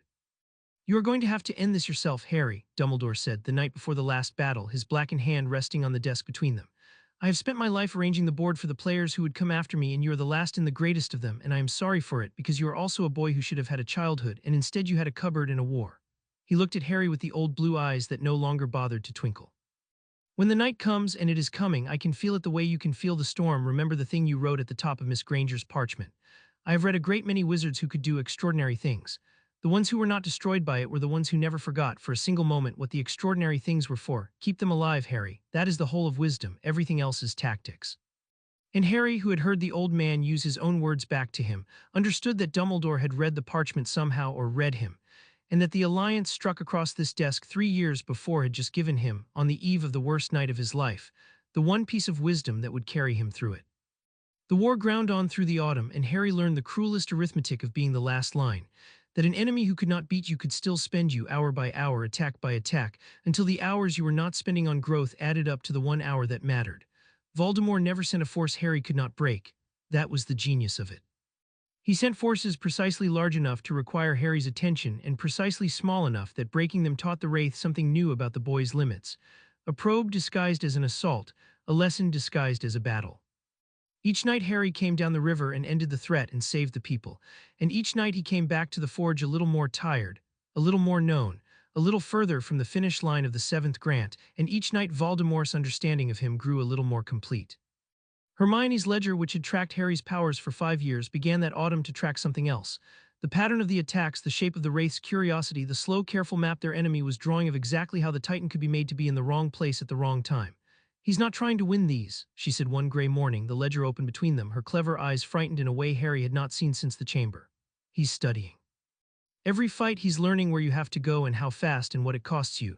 He's building toward one night, Harry, one perfect night where everything you have to do pulls you in three directions at once." She was right, she was always right. And neither of them, for all the warning, could stop the night from coming, because the whole point of the trap was that Harry would walk into it knowingly, because the alternative to walking into it was letting people die, and Harry had decided who he was on that question when he was 11. The Order paid for those weeks in blood, and Harry felt every death of them the way he felt everything. Dumbledore had thrown his secret society into the field to be in the 100 places Harry could not, and the field took its toll. An old Auror cut down warding a family's house, a young witch lost moving Muggle-borns to safety, a Hogsmeade shopkeeper who had once slipped the Potter boy a free butterbeer killed for the crime of his kindness. Harry attended what funerals he could in secret under the cloak, standing at the back where the grieving would not see him, because he had learned that the famous boy's presence at a graveside made the grief about him instead of about the dead, and the dead deserved better. He stood at the back of those small, sad gatherings and made himself look at every coffin, made himself learn every name, because Ron had taught him that the dead the war collected were not statistics, and Harry had built his whole self around refusing to let them become numbers. The list of names grew, he carried it. It was the heaviest thing he had ever lifted, heavier than the reflected castle, heavier than the storm, and unlike those it could not be set down, and Harry understood that this was the true weight of being the last line, not the fighting, which the legends made easy, but the carrying, which nothing made easy at all. There was a night 2 weeks before the end when Harry almost broke the rule Ron had given him in the second year, the rule about not going to any edge alone. A coordinated strike hit 3 Order houses at once, far apart, timed so that no one person could reach all 3, and Harry reached 2 of them in time and not the third, and in the third a family he had met, had eaten dinner with, had promised to protect, was gone before he crossed the last 100 miles. He came back to the forge that night with the third house's smoke still on him and a fury in him that wanted to find every Death Eater in Britain and end them. And the hammer would not have refused him because he was not reaching to punish, not exactly. He was reaching to make the world a place where families did not burn, and that was the most dangerous kind of wanting there was, the righteous kind, the kind that had a reason. It was Ginny who stopped him, Ginny who had grown into the one person besides Hermione who could say the hard thing to his face. "You go out there like this," she said, quiet and cert, "and you won't be saving anyone, you'll be hunting. And the day you start hunting is the day Ron was afraid of, and you don't get to make his fear come true the same week you're going to need everything he taught you." Harry looked at her, the small, steady-hearted girl he had carried out of a chamber when he was 12, and he set the fury down because she was right, and because the setting down of it was the whole of what the war was testing in him, and he would not fail the test 2 weeks from the end. The plan unfolded the next night, the night the Death Eaters came for Hogwarts, and it was the most dangerous night of Harry's life because it was the first time his enemy had ever truly outthought him. They came at the dark of the moon in force, and they did not come to take the castle. Harry understood that too late, which was the genius of it. He felt them arrive, 40 masked wizards, the giants Voldemort had courted, the Dementors he had freed, a tide of the Dark Lord's full strength breaking over the ancient wards, and Harry did what he had spent 6 years becoming able to do. He met them. He stepped into the river and crossed the grounds faster than their curses could leave their wands. He raised the conjured hammer, and the storm came down on the giants in white sheets of lightning, and the great things that had broken castles in the old wars fell like felled trees. He opened the wheel of orange fire and folded the worst of the fighting into the mirror dimension where nothing he broke would stay broken. He held the Dementors at bay with a patroness that was not a stag anymore but a thing of pure solar light, a small fierce sun loosed into the dark that sent the cold things shrieking back over the lake. And he reached out with the thousand-windowed mind and felt every student in the castle and every attacker on the grounds at once. And he moved among them like weather, like judgment, like the hero the wizarding world had begun to whisper about. And for 20 minutes he was winning, and that was exactly what the plan required. Because while Harry was being a titan on the grounds, holding off the full visible strength of the Dark Lord, 3 things were happening that he could not be in 3 places to stop. The first, a second, smaller force, Voldemort's best, his most silent, led by the Wraith himself, was not attacking the castle at all but moving, under cover of the larger battle, toward the place in the Department of Mysteries far to the south where the veil ran thinnest, the door the Hollow had taught him to find. The whole assault on Hogwarts was a distraction. 40 wizards and a tide of monsters spent to keep the boy looking north while the Wraith went south to open the way. Harry felt at the moment it was too late to be in both places, felt Voldemort slip out of the battle and into the dark, and understood with the cold, clean horror of a man who has been beautifully played that he had been fighting a feint for 20 minutes while the real game moved past him. The second, the Ministry, which had spent 4 years deciding Harry was uncontainable, chose this night of all nights to act on the decision. Dolores Umbridge had not forgotten the empty corridor and the underlined word. She had spent a year building a writ and a cage and a special detachment of Aurors loyal to fear, and she sprang them now in the middle of the battle, because a ministry that could not own a weapon had decided it would rather not have one, and Harry, fighting 40 Death Eaters with a World Eater's door swinging open to the south, found himself flanked by his own government. A squad of frightened men in ministry robes loosing binding curses at the back of the boy who was the only thing standing between the castle and the dark. It was the second front, arrived at last, at the worst possible moment, exactly as the precise hand had warned him for 4 years. And Harry understood in the half-second he had to understand anything, that Voldemort had arranged this too, that the Wraith had fed the Ministry's terror, had timed the leak that brought the Aurors down on this night, had turned Harry's own government into a third blade in a plan that used every enemy Harry had against him at once. It was, Harry thought, even as he tore free of the first binding, the work of a genuinely great mind, and he hated it and he respected it, and he understood that he was, for the first time in 6 years, being beaten. And the third thing, the thing that broke the night and made it the darkest hour of the war, was that while Harry was caught between the Dark Lord's feint and his own government's cage, the Death Eaters reached the people he loved. He felt Ron go down. He felt it through the mind he could not close fast enough, the loyal heart he had catalogued on a train when he was 11, the strategist with no power at all who had stood beside him for 6 years and turned every fear into a plan, struck from behind in the chaos of the grounds by a curse meant for Harry and falling, and the steady metronome of him stuttering toward stillness. And Harry, who had held a sun and a storm and a river and 1,000 minds, who had become a titan precisely so that this would never happen, was 40 feet away with a binding curse from his own government wrapped around his arms and a feint to the north and a door swinging open to the south. And for the first time since the cupboard, Harry Potter could not be in time. He tore loose. He broke the Ministry's binding like a wave breaking on a cliff, and he crossed the 40 feet in less than a heartbeat, and he caught Ron before the red-haired boy hit the ground. And he poured everything he had into him, the sorcerer's healing, the storm's wild life, the mind's frantic command to a failing body to hold, hold, hold, and it was not enough, because some wounds are faster than even a titan. And the steady heart he had loved for 6 years went still in his arms on the cold grass with the battle burning around them. And Ron Weasley, who had chosen Harry before he knew what Harry was worth, who had wanted only to share his terrible corned beef sandwiches, who had told a titan to remember what it was like to be breakable, died. Harry knelt on the grass with his friend's body in his arms, and the war went quiet around him, and something in the boy who had governed every force he had ever been given, who had held the teacup and banked the sun and never once let go, came undone. The storm overhead, which answered character and not control, did not gutter at his grief, it roared. The lightning came down on the Death Eaters in sheets without his asking, drawn out of him by a thing larger than restraint, and the giants fell, and the masked faithful fled or burned, and the Ministry's frightened squad dropped their wands and ran. And for one terrible minute Harry Potter was not a hero at all but a force of weather and grief loosed on the grounds of a school. And the storm reached for the fleeing Death Eaters not to stop them but to end them, and Harry felt himself reaching with it. Felt the clean, righteous murderess wanting that the hammer had refused him once before, and this time there was no hammer to refuse him, only the storm and the grief and the dead boy in his arms, and the only thing that stopped him from following the storm all the way down into something he could not come back from was the cold blue frame assembling itself in front of his eyes through the rain, and Ron's own voice, a year old in his memory. The day you forget what it's like to be breakable is the day you stop being the hero and start being the thing the heroes fight. Grant 6 begins, the system wrote, and its timing was not an accident because the system had bet a universe on this boy and it would not let him be lost on the night he needed the 6th legend most. Archive entry, the 1 WHOENDURES. Designation, Wolverine, stand by. It was not power that poured into Harry then, it was refusal. The 6th grant did not give him a sun or a storm or a structure to bend. It gave him the one thing grief had nearly taken, the absolute, animal, unbreakable refusal to lie down. It poured into him as a healing so total that wounds closed before they finished opening, as senses honed to a hunter's edge that could track a single enemy across a continent by scent and heartbeat, as bones lay suddenly with a hardness nothing in the world could break and claws of conjured adamantine bone that slid from his hands when his cause was clean and his enemy was close. But underneath all of it, the true gift, the thing the system had saved for the darkest hour on purpose, was this: a will to survive so fierce that it could hold a man together through any loss, any wound, any grief, and make him stand up one more time than the thing trying to kill him could knock him down.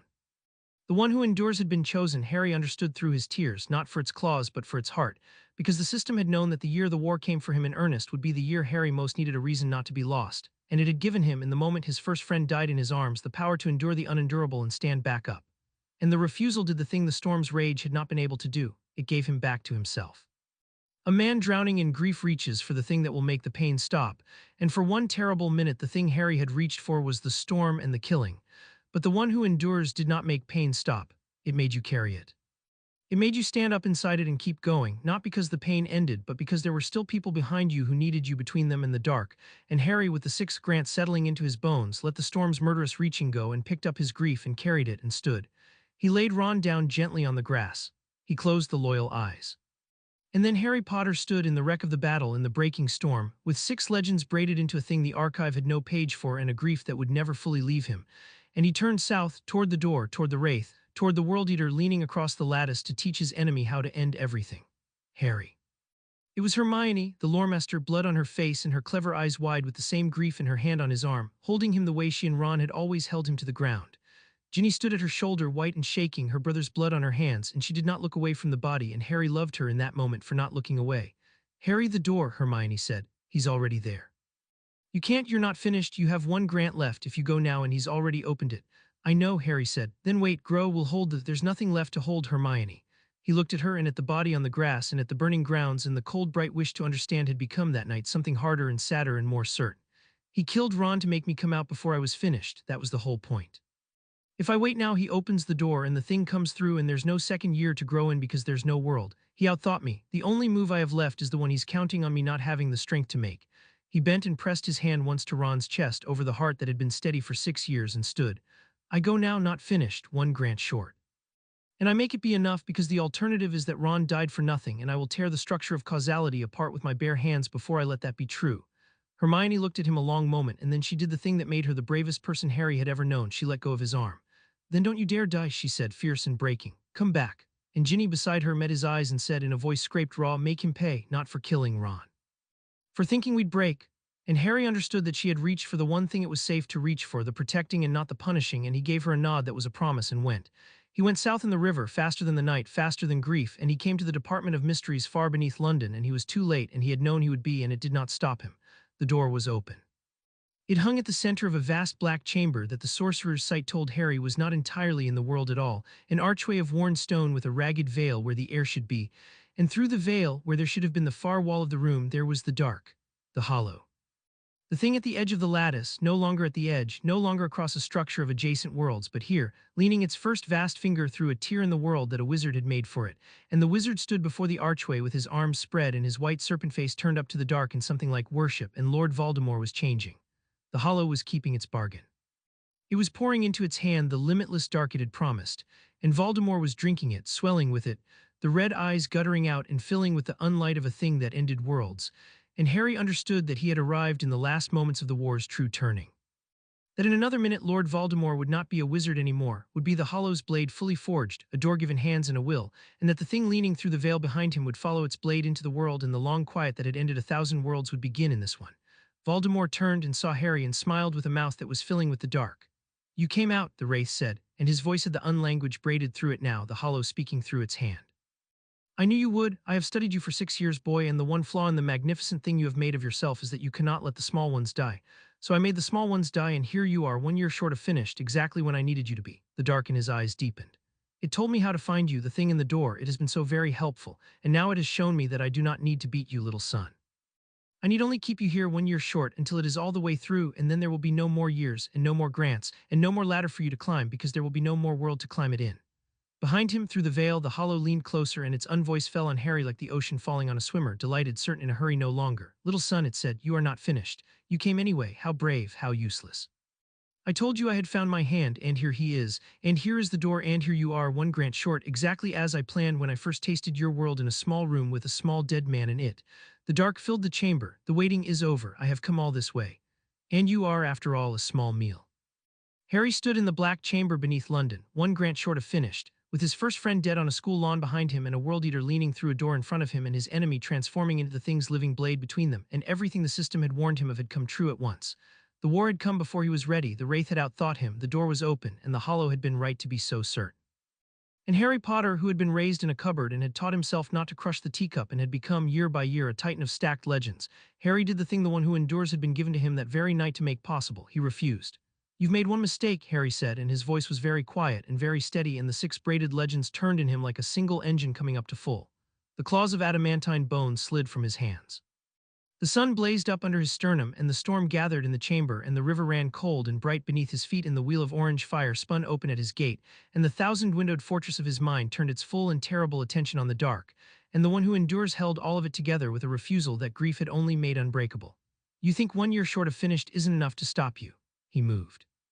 He crossed the black chamber in the river's stretched time and struck the thing that had been Voldemort with everything 6 legends could braid into a single blow. Claws and storm and sun married into one descending stroke, and the chamber shook to its roots, and the swelling dark shape of the wraith was driven back a full step from the open door. For one instant Harry held the bottleneck closed with his own body, 6 powers and a refusal forged in grief, and the hollow's unvoice rose in something that was not yet alarm but was, for the first time, no longer certainty. Then the wraith answered and the fight began in earnest. Voldemort poured the hollows dark at Harry in waves that ate the storm and swallowed the fire. And where the dark touched the world simply stopped being. The floor unmade itself in long rag stripes, the air went silent and cold, the very light bent and died, and Harry met each wave with everything he had, the gold shields of the sorcerer turning what they could, the invulnerable skin of the last son enduring what got through. The one who endures healing the wounds the dark tore in him faster than the dark could tear them. He gave ground and took it back, he bled and stood.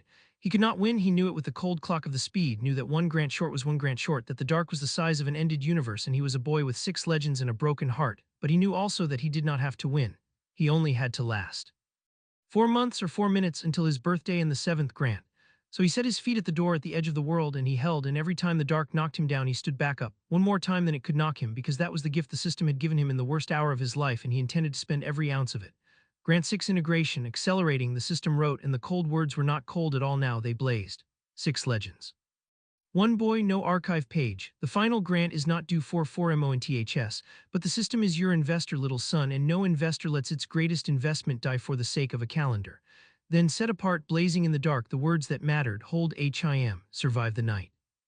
And on your birthday, 4months from now or 4 minutes, I will give you the last one, the one that binds them all, and we will find out together whether a boy who carries every power can end a thing that EATSWORLDS. Harry raised the claws and the hammer and the fire and the sun, and he held the line at the door at the edge of the world, 1 grant short and entirely unwilling to lose, and the darkest hour of the war closed around him like a fist. Chapter 6 and Chapter 7. The hero of every power, Harry held the line at the door for what the world would later call the long night, and what Harry, who measured it from the inside, knew to be the better part of a week. That was the first mercy and the first curse of the speed.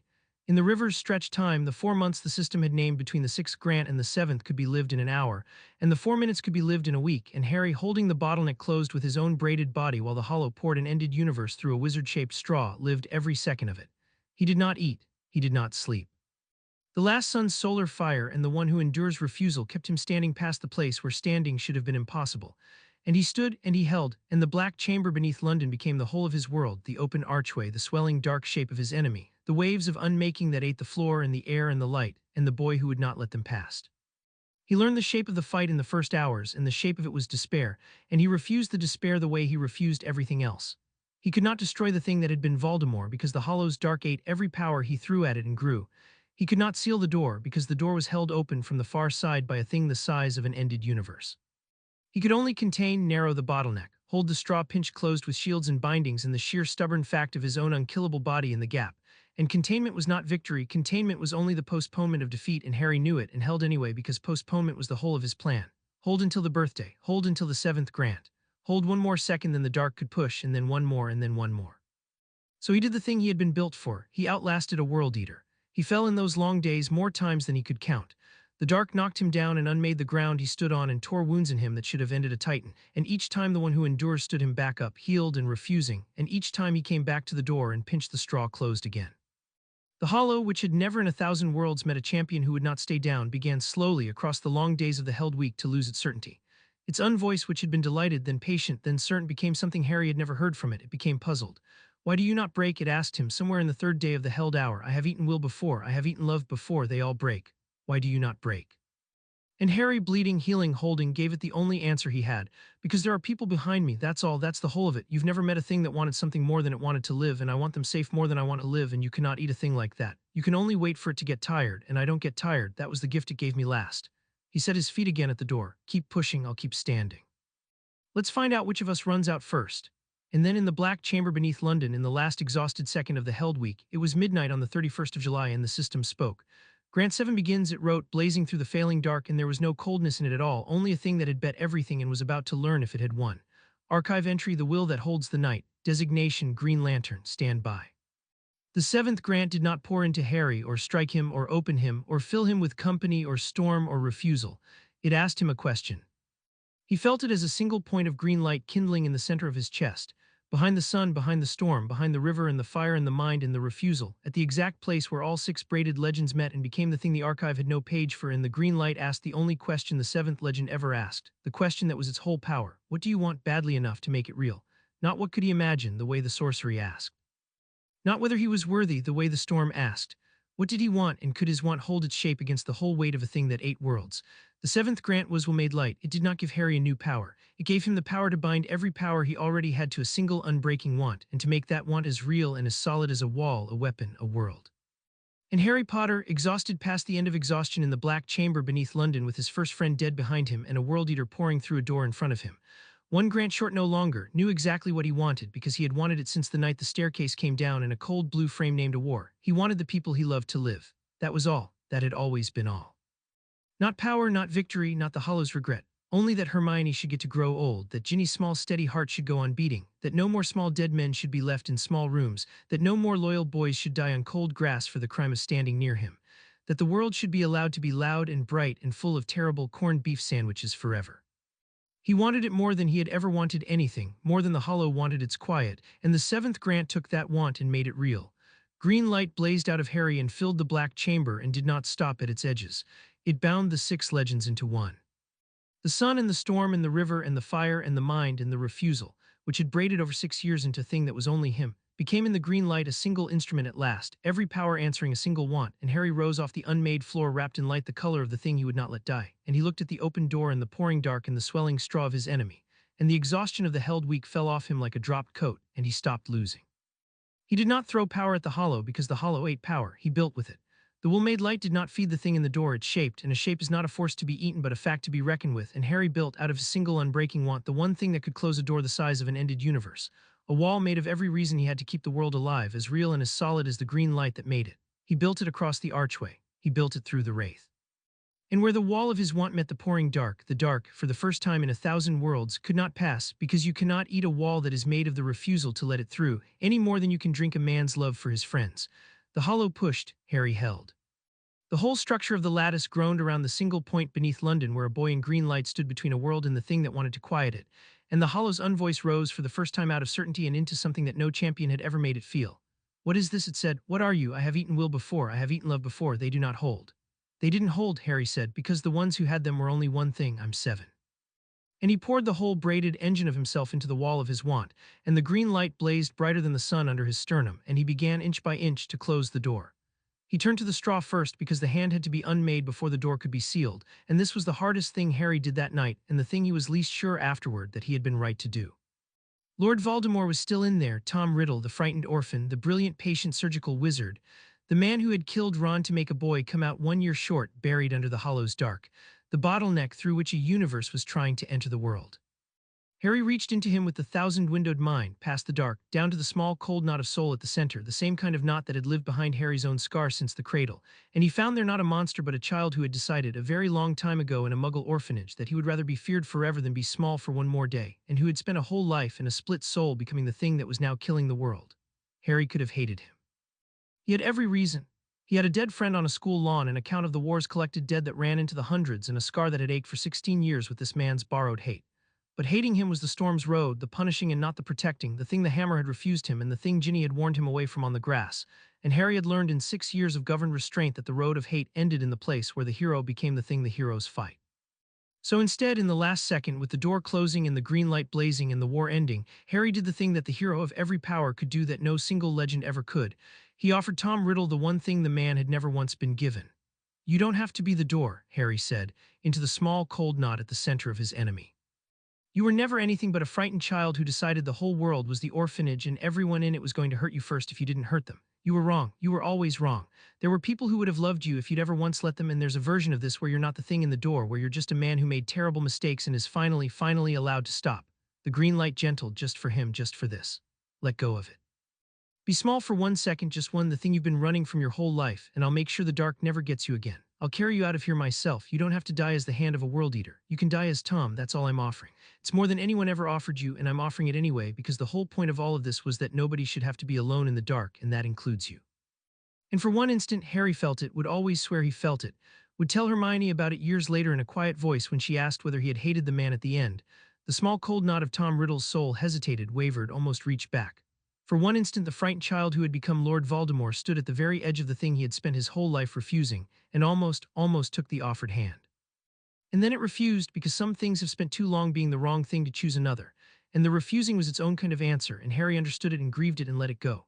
Lord Voldemort gathered the last of himself in the hollow's dark and threw it all at the boy in green light in a final effort to widen the door, the unvoice and the Deadreed voice screaming together one last time, and Harry, who had offered his open hand and had it spat upon, closed it. He closed the door and he closed the straw, and he did it not with force but with the wall of his single want made absolute.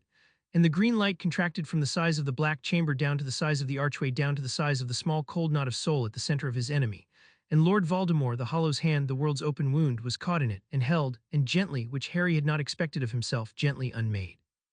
The soul fragment and the dark it carried sealed off from the world forever behind a wall made of a boy's refusal to let anyone else die. The wraith did not scream at the very end. Freed for one instant from the hollow that had worn him, Tom Riddle simply was not afraid anymore, and then he was not anything, and the door he had opened closed behind him with a sound like the whole world exhaling.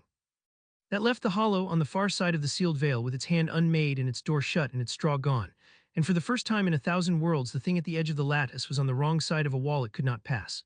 Harry stood in the emptying black chamber wrapped in green light, 7 legends bound into one by a single want, and he did the thing he had promised the dark he would do 3 years before on the top of the astronomy tower. He came all that way himself. He reached through the sealed veil not to let the hollow in but to look it in the eye one last time, and he let the thing at the edge of the world see, at last, the full measure of the small meal it had decided to wait for. The sun and the storm and the river and the fire and the mind and the refusal and the will, braided into a thing the archive had no page for and the hollow had no defense against, because the hollow's whole nature was the eating of power and Harry was no longer offering it power. He was offering it a wall and a closed door and a world it would never quiet, and the simple, total, unbreaking fact of a boy who had wanted the right thing badly enough to make it real. You were right to be certain, Harry told the dark across the sealed veil in the green light at the end of the war. You'd eaten every champion the lattice ever grew, and you were right that you'd eat them all, but they were each only one thing, and one thing can always be eaten. A champion of pure strength, you starve of something to break. A champion of pure will, you outlast. A champion of pure love, you take what they love. But I'm 7 things bound by one want, and the one want is stronger than your one hunger, because I'm not trying to beat you, I never was, I'm only trying to keep them safe. And a thing that only wants to keep what it loves will outlast a thing that only wants to eat, every single time in every single world forever, because the wanting to keep is a wall and the wanting to eat is only ever hungrier. He let the green light blaze one last time, and the hollow recoiled from it across the whole width of the lattice, and the threads that it had frayed for 1,000 worlds began where Harry's light touched them to knit. Go back to your edge, the door's shut. And if you ever come all this way again, you'll find I've spent the years growing, and you'll find I'm still only trying to keep them safe, and you'll lose again the same way forever. The hollow at the edge of the lattice looked at the boy in the green light for a long, long moment across a structure of adjacent worlds, and it did the thing it had never done in 1,000 worlds of eating champions. It withdrew. Not defeated exactly, a thing that sighs is not defeated, but turned away, the way even the deepest hunger turns away from a thing that costs more than it can ever be worth. And the great patient dark that had aimed itself at a boy in a cupboard for 7 years pulled back to its edge and was at last quiet, and somewhere in that quiet, the system wrote 4 words and then for the first time in 7 years fell silent. The trial is complete. Harry let the green light go. The black chamber beneath London was only a room again, empty, its archway a worn stone arch with no veil in it at all, and Harry Potter, 17 years old, the hero of every power, stood alone in the quiet where the war had been, and felt all at once the full weight of everything it had cost. For a long moment after the door closed, Harry did not move. He stood in the center of the emptied chamber with the green light fading from his hands and the silence ringing in his ears, and he listened, let the long hearing open all the way for the first time in a week, and he heard the world he had kept. He heard London waking above him, 10 million ordinary lives turning over toward an ordinary morning that would now arrive.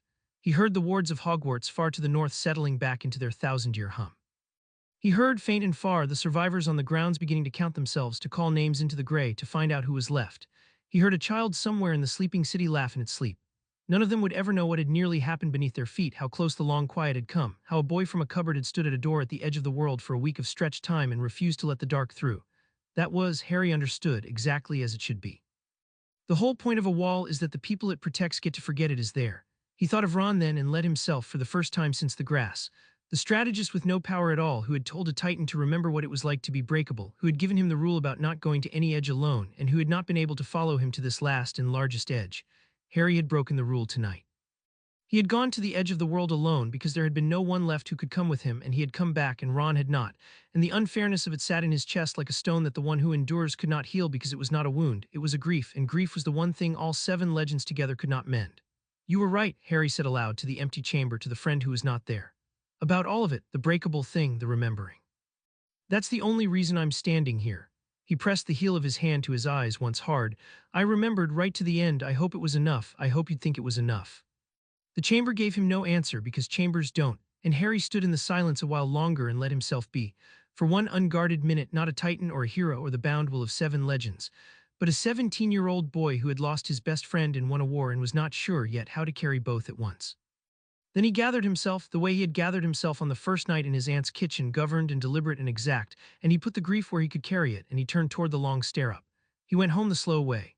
He did not fly and he did not run and he did not fold space. He walked up out of the dark beneath London into the gray light before dawn in the slow human time, because some things a boy needs to do at the speed of a boy. And when he came at last back to the grounds of the school, where the storm had cleared and the bodies had been gathered and the survivors stood in the wet gray morning among the wreck of the longest night, Hermione was waiting for him, the loremaster, the last of the 3, and she saw him come up out of the dark alive, and she ran to him, and Harry caught her, and the 2 of them stood on the grass where Ron had died and held each other and grieved. Because the war was over and they had won, and the cost was a boy who had only wanted to share his sandwiches, and winning a war does not give you back what it took to win it. The world took days to understand what had happened, and in a way it never fully did. There had been a battle at Hogwarts that the whole wizarding world had seen, and there had been far to the south and beneath the earth, a thing that almost no one had seen and that those few who had could not describe, a door, a dark, a boy in green light. The end of a war that most of the world had not known was being fought on a battlefield larger than any of them could imagine. The Ministry pieced together what it could, that Lord Voldemort was gone, truly gone this time, unmade in a way that left no body and no wraith and no whispered fear of return, that the Potter boy had done it, that the danger was over. They did not know about the hollow or the lattice or the 7 legends or the wall made of a boy's refusal that now stood, invisible and eternal, between the world and a thing that ate worlds. Harry let them not know. Some walls are stronger for being secret, and the people they protect are happier for being able to forget them. Hermione understood more than the rest, because Hermione had read the ledgers and mapped the powers and stood at the edge of the fight for 5 years, and in the gray days after she did the thing that made her the truest friend Harry had, she did not ask him to explain. She did not press for the details of the door or the offer he had made to Tom Riddle or the look on the hollow's absence of a face when it turned away. She simply stayed. She sat with him in the wreck of the aftermath and let the silence be a silence, and when he was ready to speak she listened, and when he was not she did not need him to be, and Harry understood that this was the thing Ron had always done without ceremony and that Hermione was learning to do in his absence, because the work of holding a titan to the ground had fallen now to one pair of hands instead of 2. They grieved Ron together, the 2 of them, in the small, ordinary ways that are the only ways grief is actually survived. They told the stories, the corned beef sandwiches and the terrible potions essays and the time he had shoved Harry's shoulder and broken his own hand on it. They laughed, and the laughing turned to crying and back again. And slowly across the gray days, the stone in Harry's chest did not get smaller, but he got larger around it, which is the only thing that ever happens with that particular kind of stone, and which is enough. They buried Ron Weasley 3 days later under a clear summer sky, and the whole of the wizarding world came, because the whole of the wizarding world finally understood what had stood between it and the dark. They came also for Harry, of course, the boy who had become a titan, the hero of every power, the one who had shut the door at the edge of the world, and Harry let them come and let them look and gave them at last all of it, because there was nothing left to hide and no reason left to be small. But he did not stand among them as a legend. He stood at the front beside a freckle-faced family who had lost a son, and beside a bushy-haired girl who had lost her best friend, and beside a small steady-hearted sister whose life he had saved in a chamber under the lake when he was 12 and who slipped her hand into his at the graveside and did not let go, and he grieved with them as a boy, because that was the thing all 7 legends had been for, not the storm or the sun or the green light, but the keeping safe of the people who made a titan into a person. Dumbledore was there too, the old man's blackened hand hidden in his sleeve, and he caught Harry's eye across the grave and inclined his silver head one soldier to another, the alliance of the desk honored to the end, and Harry understood that the old man would not see another spring and that he had spent his last strength arranging the board so that the boy could win, and Harry forgave him for it because the winning had been real. The Ministry came to him afterward, of course, they always do. But the careful person with the precise hand had been right for 5 years, and the law that had once wanted to own him found, when it finally walked up to the hero of every power in the gray aftermath of the war, that it had nothing left to threaten him with and no chain long enough to hold a thing like him. And Harry, who had wanted only one thing his whole life and had finally made it real, told them the truth. He wanted to be left alone with the people he loved, in a world that was allowed to go on being loud and bright and full of terrible sandwiches forever. He learned in the end the name behind the precise hand that had written to him for 5 years. It was an old, tired, decent wizard in the Department of Mysteries who had spent his life studying the things the Ministry feared and had concluded long before anyone else that the only safe thing to do with a Harry Potter was to understand him and then leave him be, and Harry thanked the man and the man wept, and the second front in the end simply closed. The Ministry, which had spent 6 years deciding he was uncontainable, discovered that an uncontainable thing that wants only to be left in peace is the easiest thing in the world to live beside, and they left him in peace. He kept the powers. The system had told him the truth on the very first night. The grants were permanent and cumulative, and so Harry Potter went on through his long life as the only being the archive had ever produced who carried every legend at once. The sun and the speed and the sorcery and the mind and the storm and the endurance and the will braided into a thing that had no name and needed none. He did not use them much afterward. There was not much afterward that needed a Titan. He flew sometimes at night alone for the joy of it that he had first found in the forge when he was 11 and the whole weight of the world had declined to touch him. He kept the long hearing half open always, the way he had since the first night, listening to the loud, bright, living world he had kept safe. He married in time the small, steady-hearted girl who had slipped her hand into his at her brother's grave and never let go, and they had children, and Harry, who had been raised in a cupboard by people who could not love him, discovered that he was good at the one thing he had spent his whole strange life fighting to protect, which was an ordinary family in an ordinary house, loud and bright and safe. And once a year, on the 31st of July, he stood on the top of the astronomy tower under the real stars and looked out across the whole structure of the world he had saved, all the way to the edge of the lattice, where a great patient dark lay quiet and turned away, and he said the same thing every year softly into the night, half a warning and half a promise. "I'm still here," Harry said, "and I'm still only trying to keep them safe." And the dark stayed at its edge and was quiet, and the world went on being loud, and the boy who had awakened a system in a cupboard under the stairs grew old among the people he loved, the hero of every power who had learned the only thing all the powers in the archive could never teach and the only thing that had ever actually won the war. That the strongest thing in any world is not the one with the most power, but the one who knows exactly what the power is for. The system has no further grants to give, it wrote one last time on the morning of his 18th birthday, and there was something in the cold blue letters that Harry had never seen in 7 years and would never see again, something that in a person he would have called love. "You were the best investment the lattice ever made, not because you carried the most power, because you never once forgot why you carried it." The frame held a moment longer in the morning light. The others, the ONES, the Hollow Eight, were each given a single legend and a single lifetime, and they spent both reaching for more. You were given 7, and you spent them all reaching for the same small thing you wanted in the cupboard before I ever came. That is why you won. That is the only reason anyone ever wins. Then at the very bottom, set apart the way it had set apart the words that mattered on the very first night, "Gon live little son, you have earned it." And then the system, which had named a war in a cupboard and bet a universe on a boy and given him a legend a year until he became the hero of every power, closed its cold blue frame for the last time and was gone, and left Harry Potter standing in the morning sun with everything he had ever wanted, which was only ever this: a quiet world and the people he loved in it safe. He turned his face up into the light, the way he had on the very first morning in his aunt's kitchen when he was 11 and newly impossible, and felt it land on his skin and sink in and turn to something warm, and he smiled, and he went down to breakfast where they were waiting for him. Chapter 7 End.